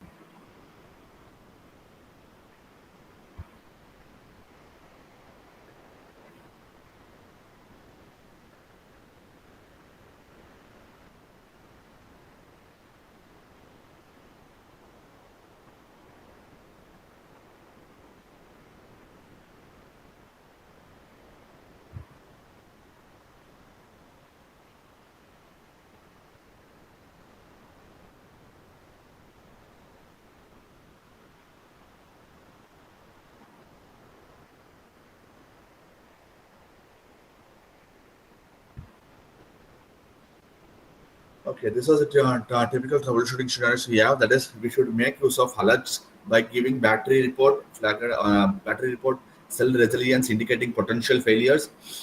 And next is that no action, and the operations team should continuously follows the non-critical maintenance schedule also, and cell failure within 2 weeks cause the entire string outage. So that's emergency shutdown will be there. So these are the three troubleshooting scenarios. Ignored harms. We should not ignore alarms where there's no problem, but there's no any leakage. Even though there's a leakage, small leakage, we should immediately go for the BMS monitoring or BMS service center to immediately to get ready and by the battery. So these are the installation and commissioning best practices we have. So called proper sensor placement. So called that is, see, sensor placement is a plays a vital role for accurate data transmission. So that is what ensure the correct positioning and secure wiring connections for accurate data collection and system reliability. Next, we also look for a system calibration, that is to calibrate sensors regularly, and that is mostly required. And along with that, we should make use of how to establish and the accurate reference points we have. See, whenever we go for calibration, we should have some annual maintenance report also. So that is to be followed, and that is to be recorded continuously. And testing also, see, before going to the road, the battery has to be tested. That is perform initial system testing, simulating fault conditions to verify proper alarm and response functions. And also documentation, as I said earlier, documentation should also be there for training purposes, and also to be make use of the other service engineers to look after what is the condition of batteries, and how it is serviced earlier, and all those report has to be documented for training purposes and for future services. And next is effective user training. That is what this is a major troubleshooting tool. That is, as I said here, there's no any training programs. So this particular training programs will help the engineers to to get regard of all those types of technical challenges caused by BMS. That is metric interpretation, response protocols, and case study learning. And there's other advanced troubleshooting tools and techniques. That is cell emulators, ohmic testing, curve analysis, and system integration. These are the major troubleshooting tools and techniques where you can study, where you can learn all those stuffs in here, and where you can able to understand the exact condition and status of the battery. So this has to be followed. This has to be note down, and all those particular tools and techniques has to be continuously monitored and continuously to be serviced. Continuously should be documented. These three things should be done by the engineers. Especially cell emulators and ohmic testing is the initial level of testing for a BMS to do before getting to the market. If it is so, then it will be good. Else not. So we have to think that, and the system integration and curve analysis and system integration will come to the picture when you train the engineers or getting ready for troubleshooting the techniques. There should be a separate document. So where to and how it is installed, and what is battery used, and what is the lifespan you are given to the battery, and what is the charging and discharging ratio of the battery. And all those things will be covered in curve analysis and system integration. So, along with the sensor calibration points and type of sensor used and number of sensors, and what is the temperature, it is it has, and the nature of sensors, all those things which is which is continuously maintained as a systems for automated correction of all those tools. Even sorry, if you this all four tools and techniques, it is for this supports for even from remote areas or automation also. Even you cannot able to go for remote areas because it is a problem arising in the vehicle. You should take to the center, and in the center they'll be going for automation testing. In the automation testing, they'll be using either OML testing or curve analysis. These two tests commonly used.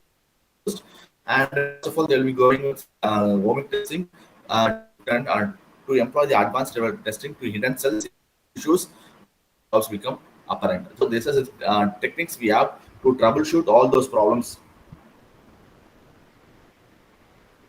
Okay. Next is that is transforming battery reliability with BMS. That is how much after continuously monitoring the battery, how much it is improved in the sense 70% of failures has been reduced. So you cannot say 100% or you cannot say 90%. That's a problem in 30%. So now, but we are improved just to 70%. That is with the help of this battery monitoring systems. It is retrained the entire staff on proper BMS usage and interpretation, implemented strict alarm response procedures with clear escalation, and upgraded installation standards and sensor calibration process. So these 3 points strategy has been implemented to overcome the challenges and overcome the problems which is occurred in the BMS. And with that, it is 70% failure reduction has been attained. Okay. So the next is how we can unlock the potential of your battery. That is on the after the testing. how to get the full potential of your battery monitoring system. That is foundation elements, strategic mindset, and cultural integration. That is proper installation. That is what first of all you should everything everybody should mind thing is that proper installation and user engagement plays a vital role to protect proactively troubleshooting, save cost, and enhance safety. And strategic mindset, that is to treat BMS as a vital asset management tool and not as a passive data logger. And cultural integration invest in comprehensive training programs to educate about BMS insights and also how to maintain it as a document and how to maintain it as a remote also. And that is a future trends in battery monitoring. AI integration, that is we used to make, that is nowadays they looking after, even Tesla is looking after this AI in battery monitoring. See, AI is everywhere nowadays. Even so now battery also, in the battery also AI is will be integrated, and this has been currently in the research, and it has been widely used by the Teslas and in BYDs in China. And AI integration, that is enhanced, that is advanced artificial intelligence, predictive analytics enable smart fault detection and proactive battery management. So this fault that is what BMS, that is battery. This problem we have is how to detect a fault. There's a problem. Then how to manage a battery is a problem. So these two problems will be done with the help of this AI integration and enhanced remote monitoring. That is also is possible. So like, by giving this AI that is into a picture, expanded capabilities for larger scale energy storage systems and comprehensive EV fleets management solutions. And that is finally the architecture. Yeah, that is to change the architecture with the help of with the integration of AI system to the picture, that is a development of distributed BMS architectures provides unpredictability, scalability, flexibility, and system reliability. So all those stuffs will be taking into account for the redesigning of BMS. That is the rethinking of BMS in smarter way and in a flexible way to get treated in the remote as well as in person also. So that is what this troubleshooting process is all about. If anybody have any doubts, you can ask me.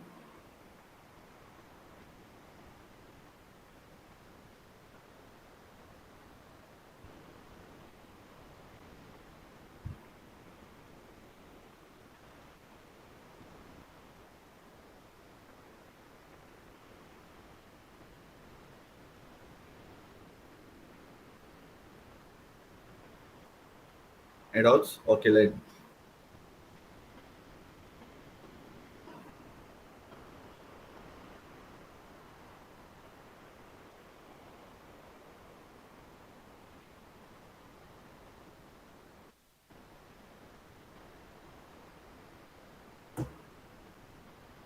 any doubts?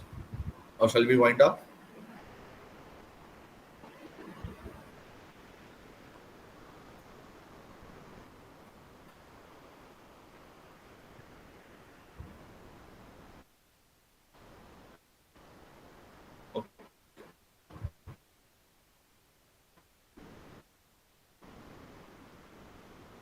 Madam?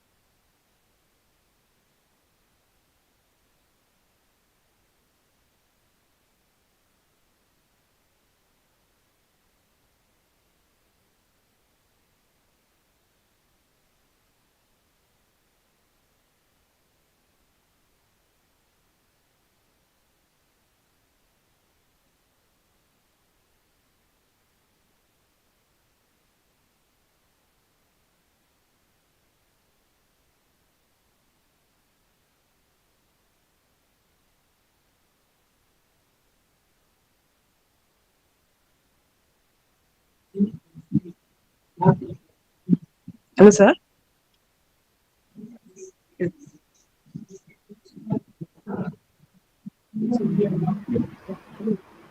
Hello, sir.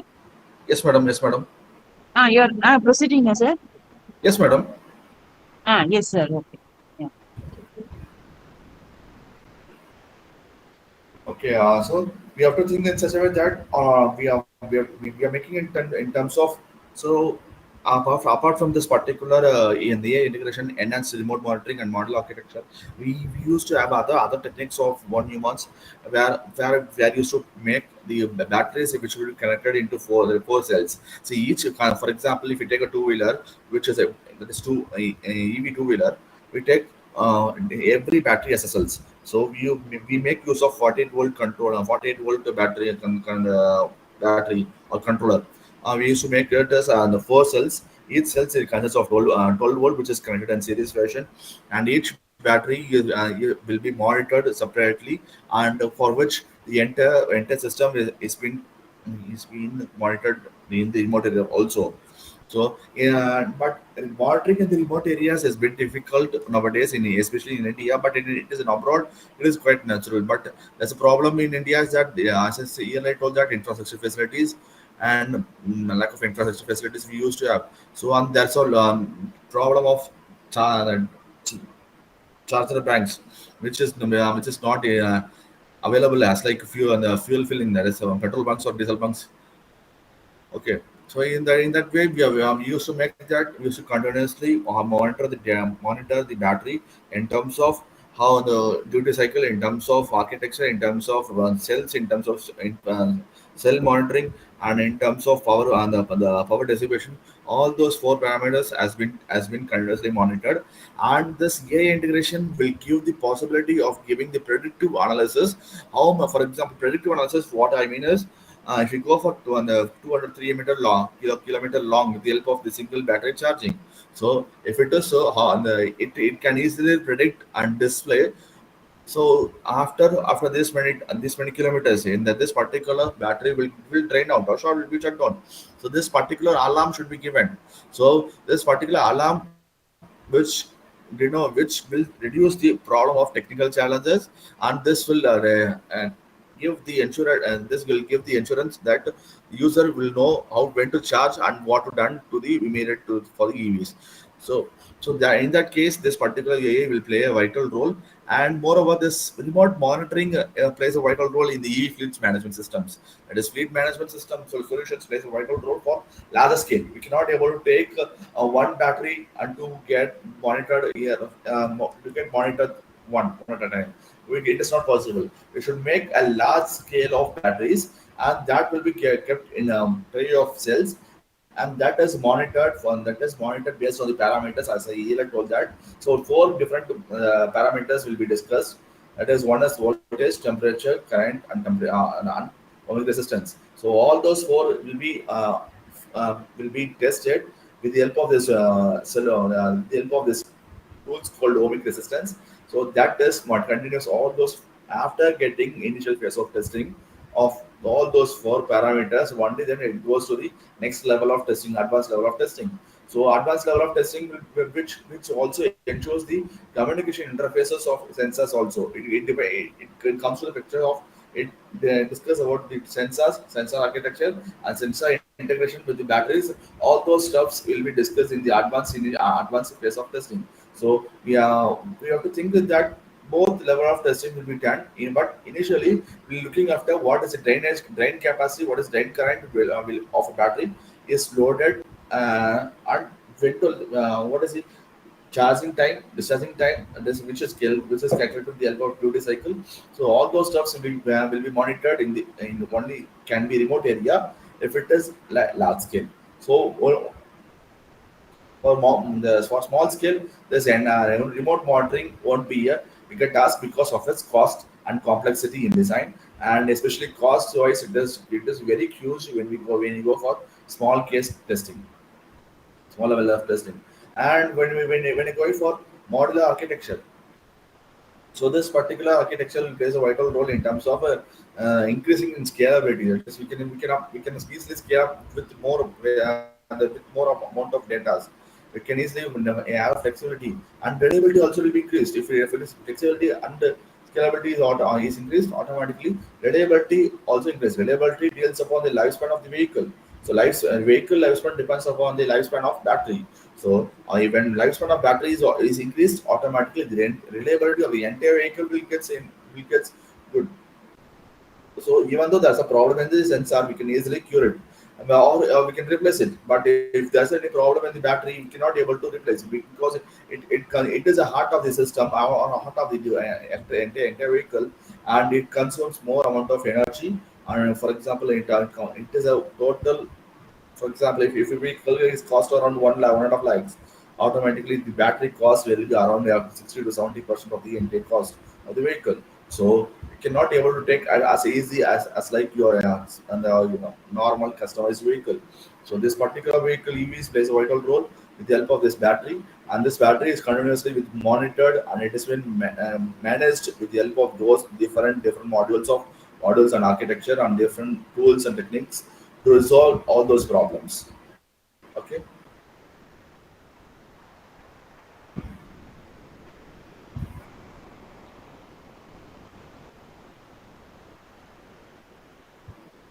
So in that way, you should think is that so before game, and you can also train your students, or you can also train your this also you can also train your based upon this. Okay. So please think that give proper training to the your colleagues or students, or ask the students to go for internships in the nearby battery management systems services. Yeah, you can train more, and also you can make use of this particular training session, say called which is available in the Chennai Sri Perumbudur. So in that way also you can make use of, especially Honda, and even Honda is also giving training for the internship way. And Robert Bush in Coimbatore also they are giving about how to make use of this integrating AI in batteries. So that is what they are giving in Robert Bush, and these are the opportunities where the students and faculty members, even faculty members, is required some industrial trainings as well in the coming days.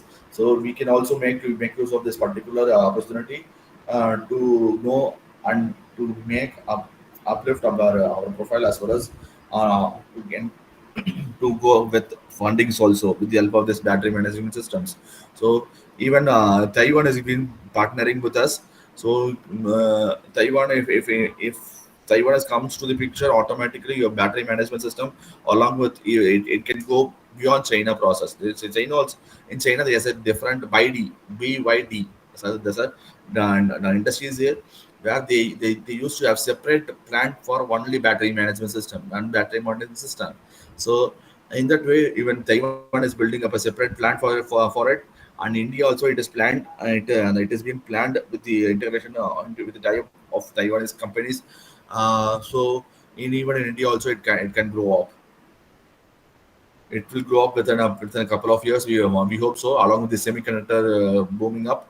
So if semiconductor on this particular battery monitoring booms up, automatically technological advancements in India will also be booming up in a different way. So think that give importance to all those instead of building up a EVs. Give importance. You see, EVs can be built with the help of every engineers, but EV doesn't mean that the entire the outer body. They also it depends upon the batteries. So fixing up, getting a battery, fixing up it in a vehicle, it is easy. But how to continuously monitor it, how to get the regard of all those problems, that matter. So that should be given proper training, and that should be given proper awareness to the engineers before getting up to the scaling up, or into even for the startup companies. Nowadays many startup companies are there on the or growing up in EVs. So everybody is looking after EVs. So that plays a vital role. Um,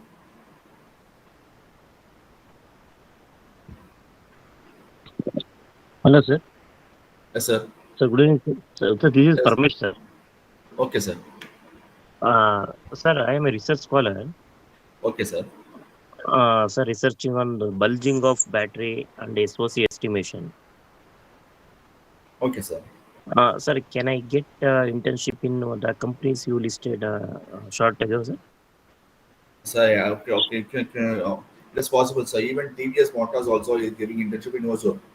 Oh, Okay, sir, can I you get? can sir, Yes, sir, yes, sir. please come again. Can I get the address and the person to be contacted? If you Okay, sir, you can contact me in person. I'll be sending all the stuffs to you, sir. So sure, sir. I'll be posting my contact Email details ID. in my in the chat box. Okay, sir. So you Okay, can sir. make use of this, Yes, sir. and I'll be giving the contact details of the person to be contacted for this internship. Okay. Thank you, sir. Thank Thank you.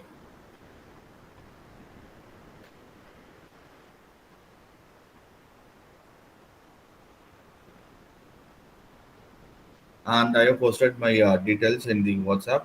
And so in the chat box, if anybody wants to give and yeah, need any opportunities related to internships or research process, you can contact me.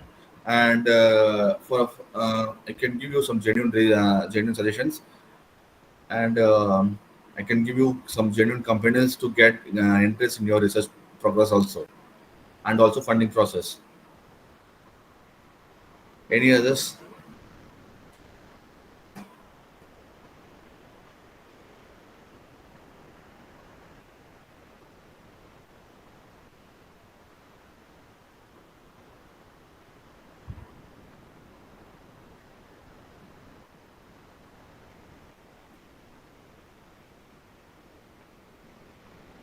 See any doubts, you can ask me, please.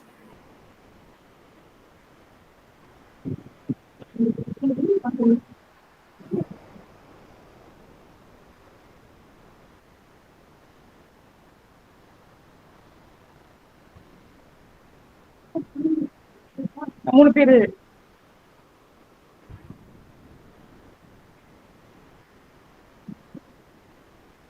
Hi, sir. Now we'll have a feedback session from the participants, sir. Okay, ma'am. Okay, ma'am. So can I invite the participant now? Uh, Yes, may I ma'am. now Yes, ma'am. invite Please. Dinesh Kumar, AP Triple E, Chettinad College of Engineering and Technology, to give the feedback about the session, about the FDP 6-day FDP session. Yes, ma'am. Yes, ma'am.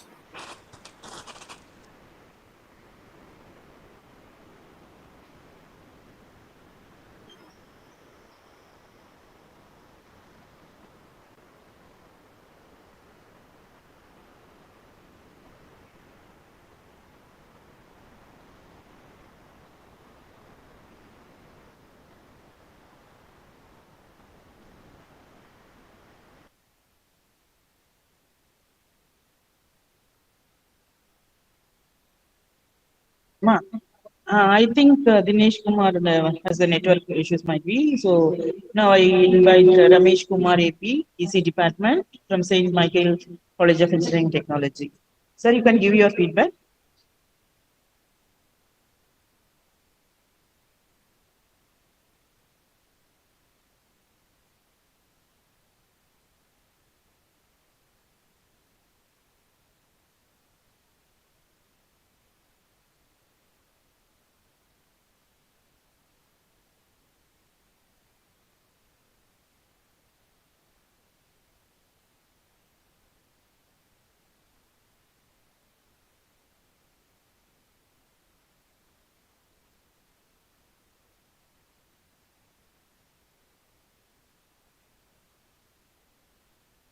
So,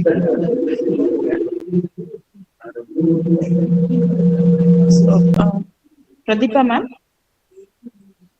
you raised your hands, it seems. Are you interested to give the feedback? No.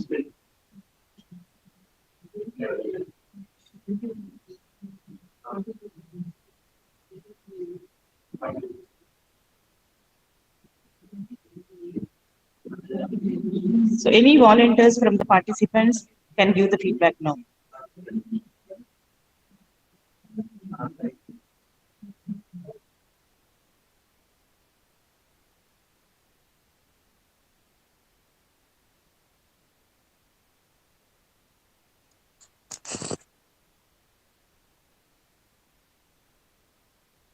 Ma'am, good evening, ma'am. Good evening, sir. Please. Madam, this is Parmesh from Mysore, madam. Can I Yes, sir. give feedback, ma'am? Yes, sir. Proceed, sir. Thank you. Okay, madam. Madam, the internship was really excellent, madam. As a research scholar, I was searching for internship which can provide me all the details regarding battery and battery programming and BMS programming, all those things. From this internship, I got all the knowledge what I was searching for, ma'am. And really, the coordinators and these ones are they were supportive, madam. You people were shared the things for studying and all. Thank you for that, madam. And the resource persons were really they were knowledgeable, ma'am. As I saw compared to other FTPs, this FTP was really I felt very good, ma'am. Thank you for giving this opportunity, madam. Thank you, ma'am. Thank you, sir. Thank you for your valuable feedback, sir. Thank you, ma'am. Thank you, ma'am. So now, may I now invite Shobha ma'am from PSN College of Engineering Technology, Tirunelveli, to give the feedback. Yes, ma'am. Good evening, all of you. I'm Dr. B. Thank Shobha, you. Professor and Head Department of Biomedical Engineering from PSN College of Engineering Technology, Tirunelveli.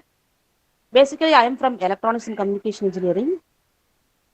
After attending this particular FDP, there is 6 days Atal FDP on the topic Introduction to mRuby for e-vehicle control systems, a lightweight approach to battery management.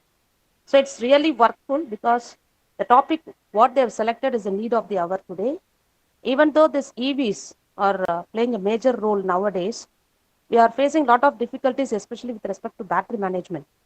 So they have taken that particular topic specifically, and all the experts they have done their maximum because they have explained all the topics related to what are the problems with EVs, dynamics of EV, how to calculate the power and range, and what are the popular EVs available, what about the battery swapping stations, battery monitoring system, and now Sir explained about battery management system.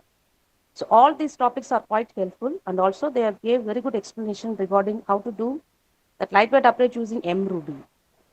So it's really worthful for all the persons who are really doing their research under this topic. So usually all the FDPs they will concentrate only on the theoretical aspects, but this FDP given a deep insight into the practical aspects, and they have given all the materials as well as how to do programming.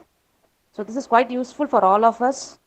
So I convey my sincere thanks to all the experts as well as the coordinator of this program, Tyagarajan sir, and all other persons, especially to the HOD of PhD department, Dr. Anantharakshmi ma'am, who has taken efforts to give us all these insights. Thank you very much, all of you. Thank you, ma'am. Thank you for the opportunity given. Thank you, ma'am. Thank you so much for your valuable feedback, ma'am. It means a lot to us. So these motivate us to do further FDP like this. So I hope everybody has learned from this session many things. Thank you, ma'am. Yes, sure, ma'am. We are expecting a lot from you in the future. Thank you, ma'am. Thank you.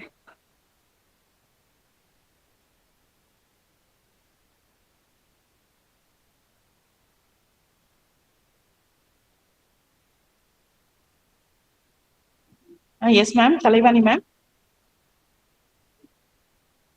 You want to say anything about this session? You can proceed, ma'am.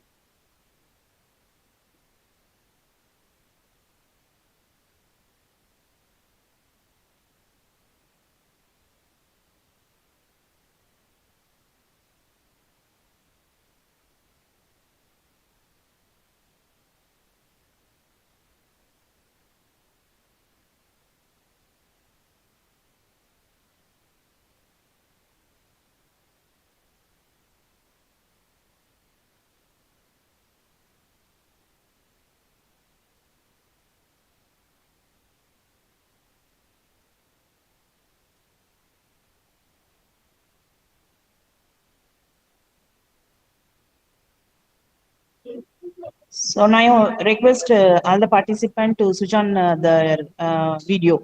So let's have a photo session. And after that, the vote of thanks will be proposed.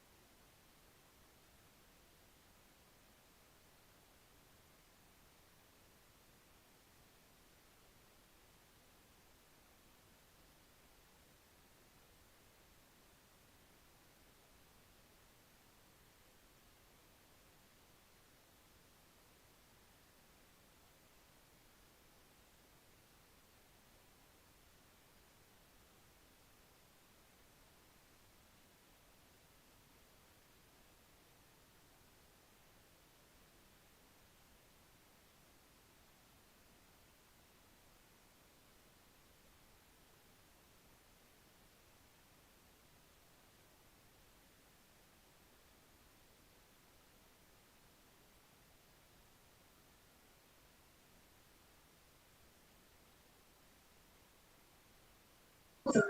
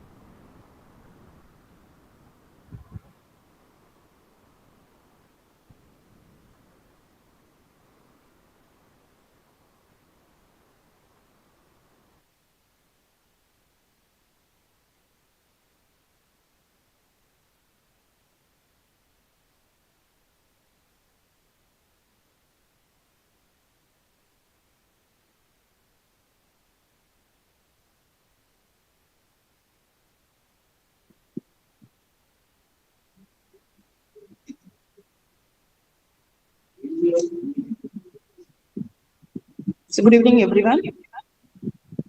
This is Dr. S. Anantalakshmi, head of the Department of ECE and the co-coordinator of this FDP session.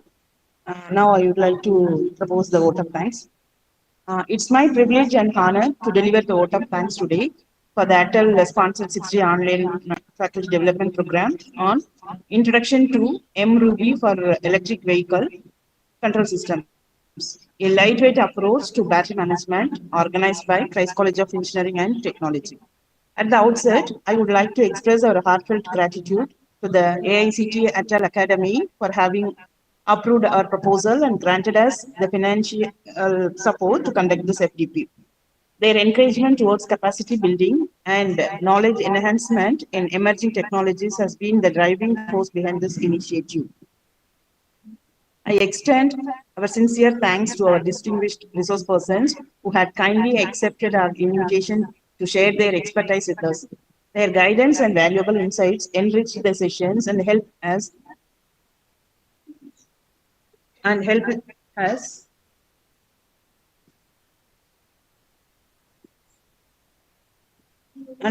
to host the program of national importance. I would also like to place on record my appreciation for the program coordinator, Dr. Y. Tyagarajan, Dean, EC and Triple E, and for his meticulous planning, tireless efforts, and unwavering commitment in organizing this FDP. A big thank you goes out to all the participants who have joined us from different parts of the country. Your enthusiasm, engagement, and willingness to learn made this FDP more meaningful. Finally, I extend my gratitude to all the faculty colleagues, organizing committee members, and technical support staff whose behind the scenes efforts have made this event possible. With these words, I once again thank everyone for having spared their valuable time with presence and contributions. Hope all of you had a very good journey with us for this last 6 days and learned a new technology. Thank you. Thank you all once again. So you can take the test up to 6:45. So and after that the link will be that's closed. So try to answer, submit the test, and the feedback link will be given shortly, and you can fill that form also. And Ma'am, good evening, ma'am. yes, good evening. Ma'am, test timing it is showing starts at 6:30 p.m. Not 6 Sir? a.m. Not 6:36 p.m. or 6:30 p.m. So no, I'm not getting your question. Madam, test timings. I tried to log in. Yes, madam. It's showing from starts from 6:30 p.m. 6 up to 6:30 only. No. So 6:30 it will start, madam. Okay. Sorry. Starts by 6:30 and end by 45 minutes. The time duration is 45 from 6:30 to. Okay, ma'am. Okay, ma'am. Okay, okay. Hello, ma'am. Yes, yes, ma'am. We need to give the test from Atal portal as well as in the group. That No, test no, link will be only there. only in the link given in the group, ma'am. Okay, because in Atal portal it is saying it will start at 6:30. Okay, if we are given the test from the group means it is not necessary to give the test again in the Atal portal. No, ma'am. Yes. No Okay, need to. thank you, No ma'am. need. Yeah, thank you.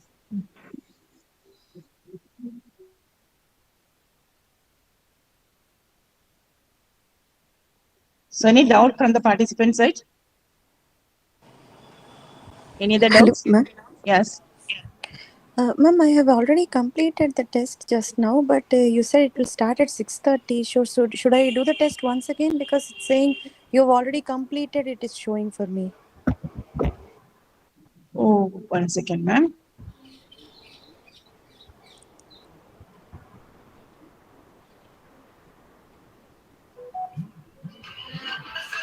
Ma'am, no need, ma'am. Already submitted means it will be recorded automatically. I just Don't worry. submitted like a couple of minutes ago, actually. Okay, that will not be an issue. That is Okay. taken as a test submission So I only. need not do another test right now, right? No, no need, ma'am. No need. Okay, okay. Thank you, ma'am. Thank you. Hello, madam. Yes, sir. In link share in a WhatsApp group for test. Link is shared in the group. You are in which group? Group 3. Group 3. Already the link shared in that group. You can check once. Madam, group 1 not shared, madam. So let me check, sir. Please, ma'am.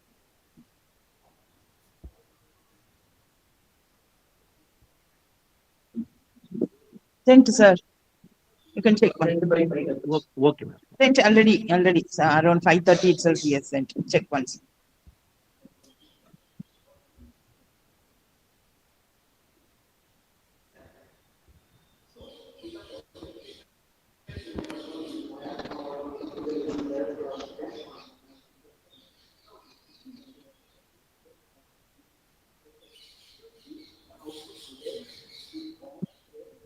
So after the test session, the participants are requested to be online, stay online, because we'll be sending you the feedback link by around 6:30. So you'll get the link only at 6:30. So even after, so this feedback is very important. So don't miss that. Then you will not be able to get your certificate. So that is why you have to give the feedback for this last session. That will be sent to you around 6:30. I think. So be online.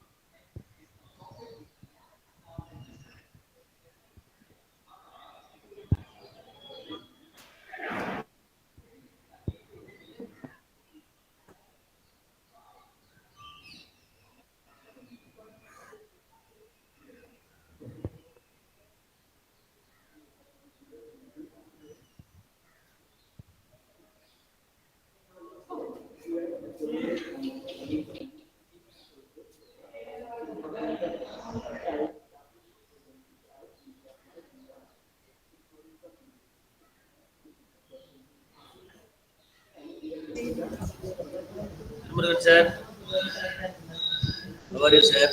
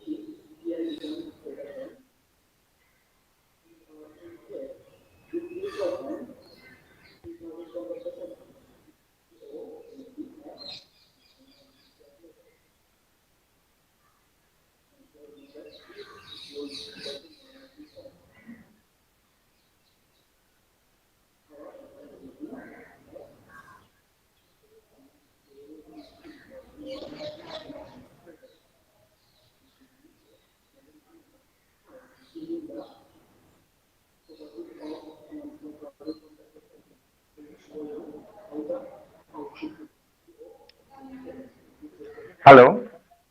Hello, ma'am. Hello. Hello. Hello. Hello, sir.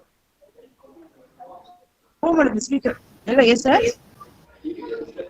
Ma'am, Yes, we have to solve the assessment from the Atal portal, or we have to solve the assessment from Google link, sir. link which you have sent. From the Huh? link we have given, not Atal portal. Google Meet. Okay. Yes, yes. I have to Google solve Meet it. from it. Okay. Yes.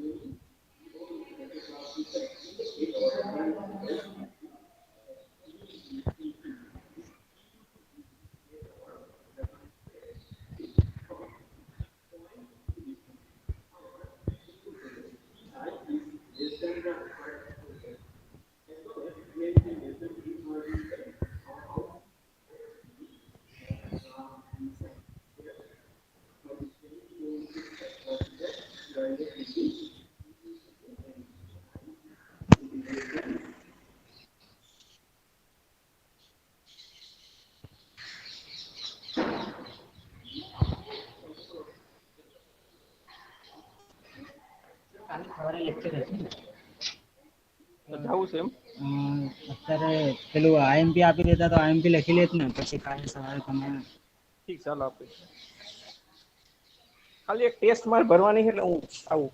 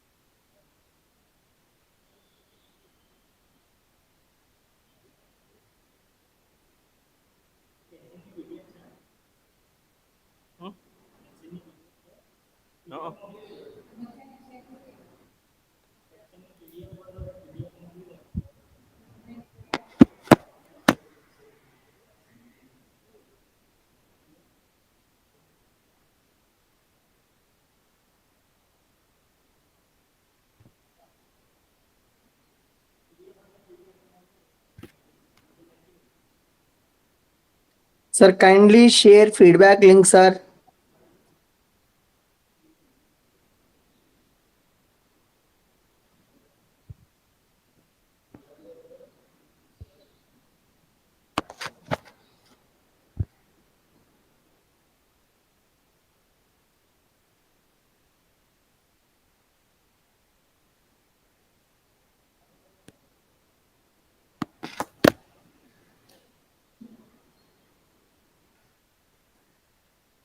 સ્કીમિક trigger સમજાઈ ગયું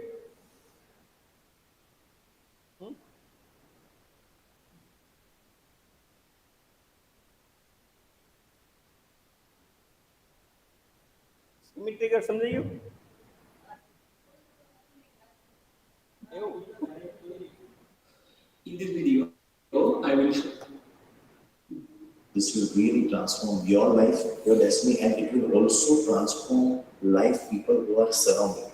I will recommend strongly to the people who it will be very, very beneficial to them. This is Jimit Chotai from Baroda. I'm the business of retailing of watches. It is one of the program which I have seen in my life that everyone has goals, but this will really teach you why you want to achieve your goals. What are the characteristics which are needed for these goals? What is your value? What is your system? What are the special relationships that you have? It's just a brief of the program. I would really like to thank Siddharth sir for having such a great program and adding value to us. So I would strongly recommend everyone, given an opportunity, kindly join this program. This will really transform your life, your life. This is the complex power delivered. Okay chapter 1 માંથી ખબર પડી ગઈ પહેલો question કયો કીધો મેં block diagram પછી 7 practical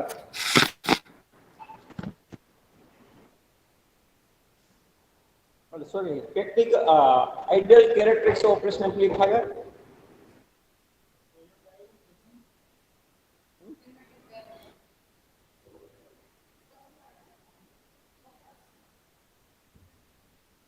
ફરીથી બોલું છું block diagram of operation amplifier બીજો ideal characteristics of operation amplifier ત્રીજો જે એક્ઝામ્પલ શો કરાયો હતો એ ચોથો એ ડેફિનેશન ચેપ્ટર 1 કમ્પ્લીટ ચેપ્ટર 2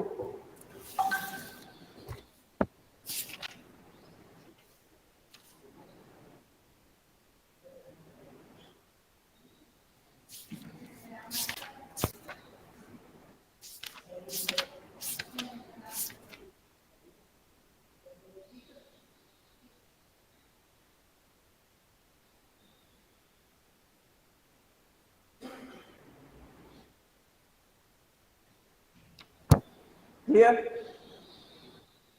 ફરીથી બોલું block diagram ideal character operation amplifier practically ideal operation amplifier જે 7 ડેફિનેશન છે input bias current offset current એ બધું બરાબર છે એક example an inverting amplifier and non inverting amplifier explain prove કરવાનું v0 is equal to 1 plus rf upon r1 into v in non inverting amplifier v0 is equal to minus rf upon r1 into vs chapter 2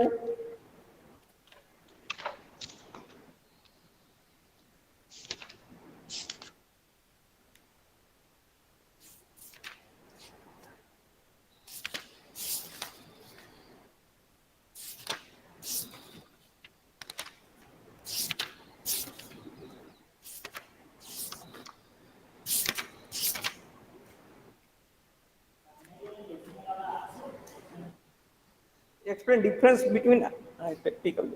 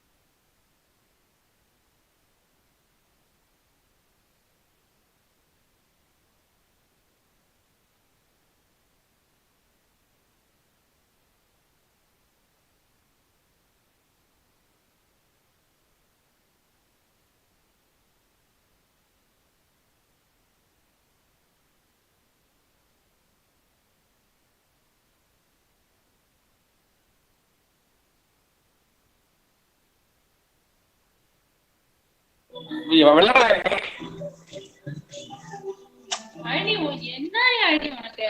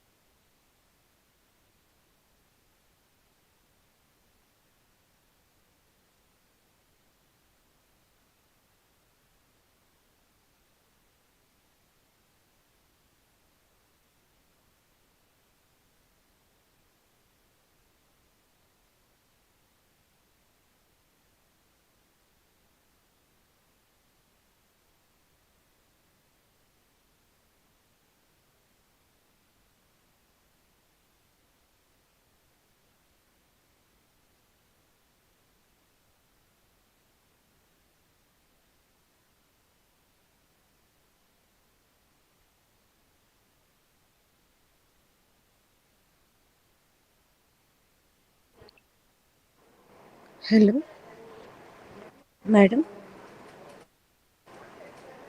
Hello, madam. Yes, ma'am. We have also. Can we leave the meeting or should we still stay? Is there anything else to be done? Photo session. You just video on. No, only photo session, ma'am. Okay, so after the photo session, we can leave the meeting, Yes. right? Yes, ma'am. Yes, yes. Thank you, ma'am. Okay, ma'am. Thank you. Just video on, ma'am. All participants, please switch on your video. Thank you. And hello, ma'am. Yes, sir. No need to fill the feedback form and assessment from Atal portal. No need, sir. Only link, Google Meet link is enough, sir. Okay. No, if want, no, you can also give, but this is sufficient. If you want, you can also give, sir, that will feedback. You can give. Okay. Yes, sir. And what about assessment? Actually, already I have Assessment only submitted the this. feedback. No, assessment you No can need give Google form. Yes, sir. Google Form. No need from that Atal portal, no? No, sir. No, no, sir. Okay. Okay, thank you.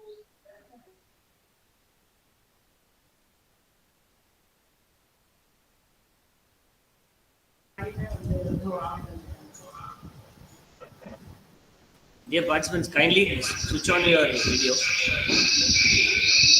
We would like to take another photo session.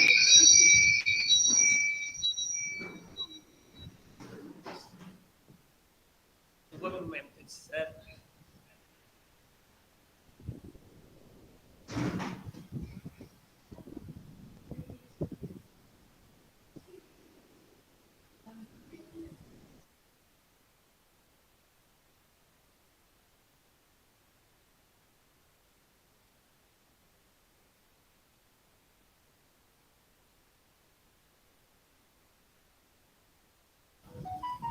Just hold on for another 1 minute, okay?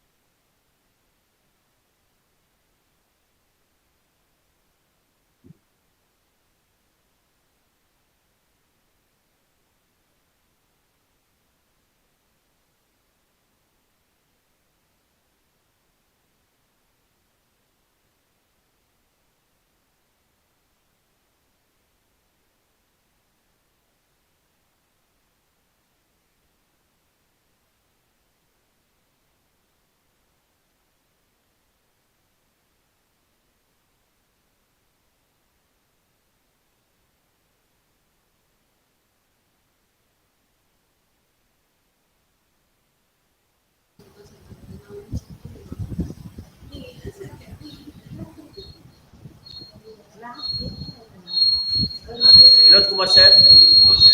Dr. Vinod Kumar. Dr. Vinod Kumar.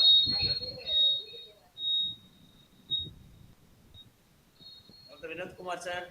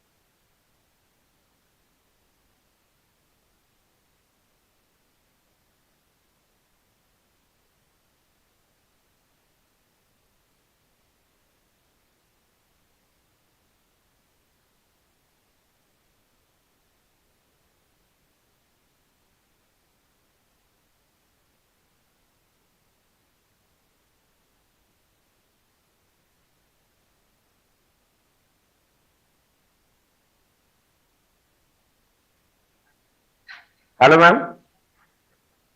Hello. Yes. Yes, sir. Can we left the group?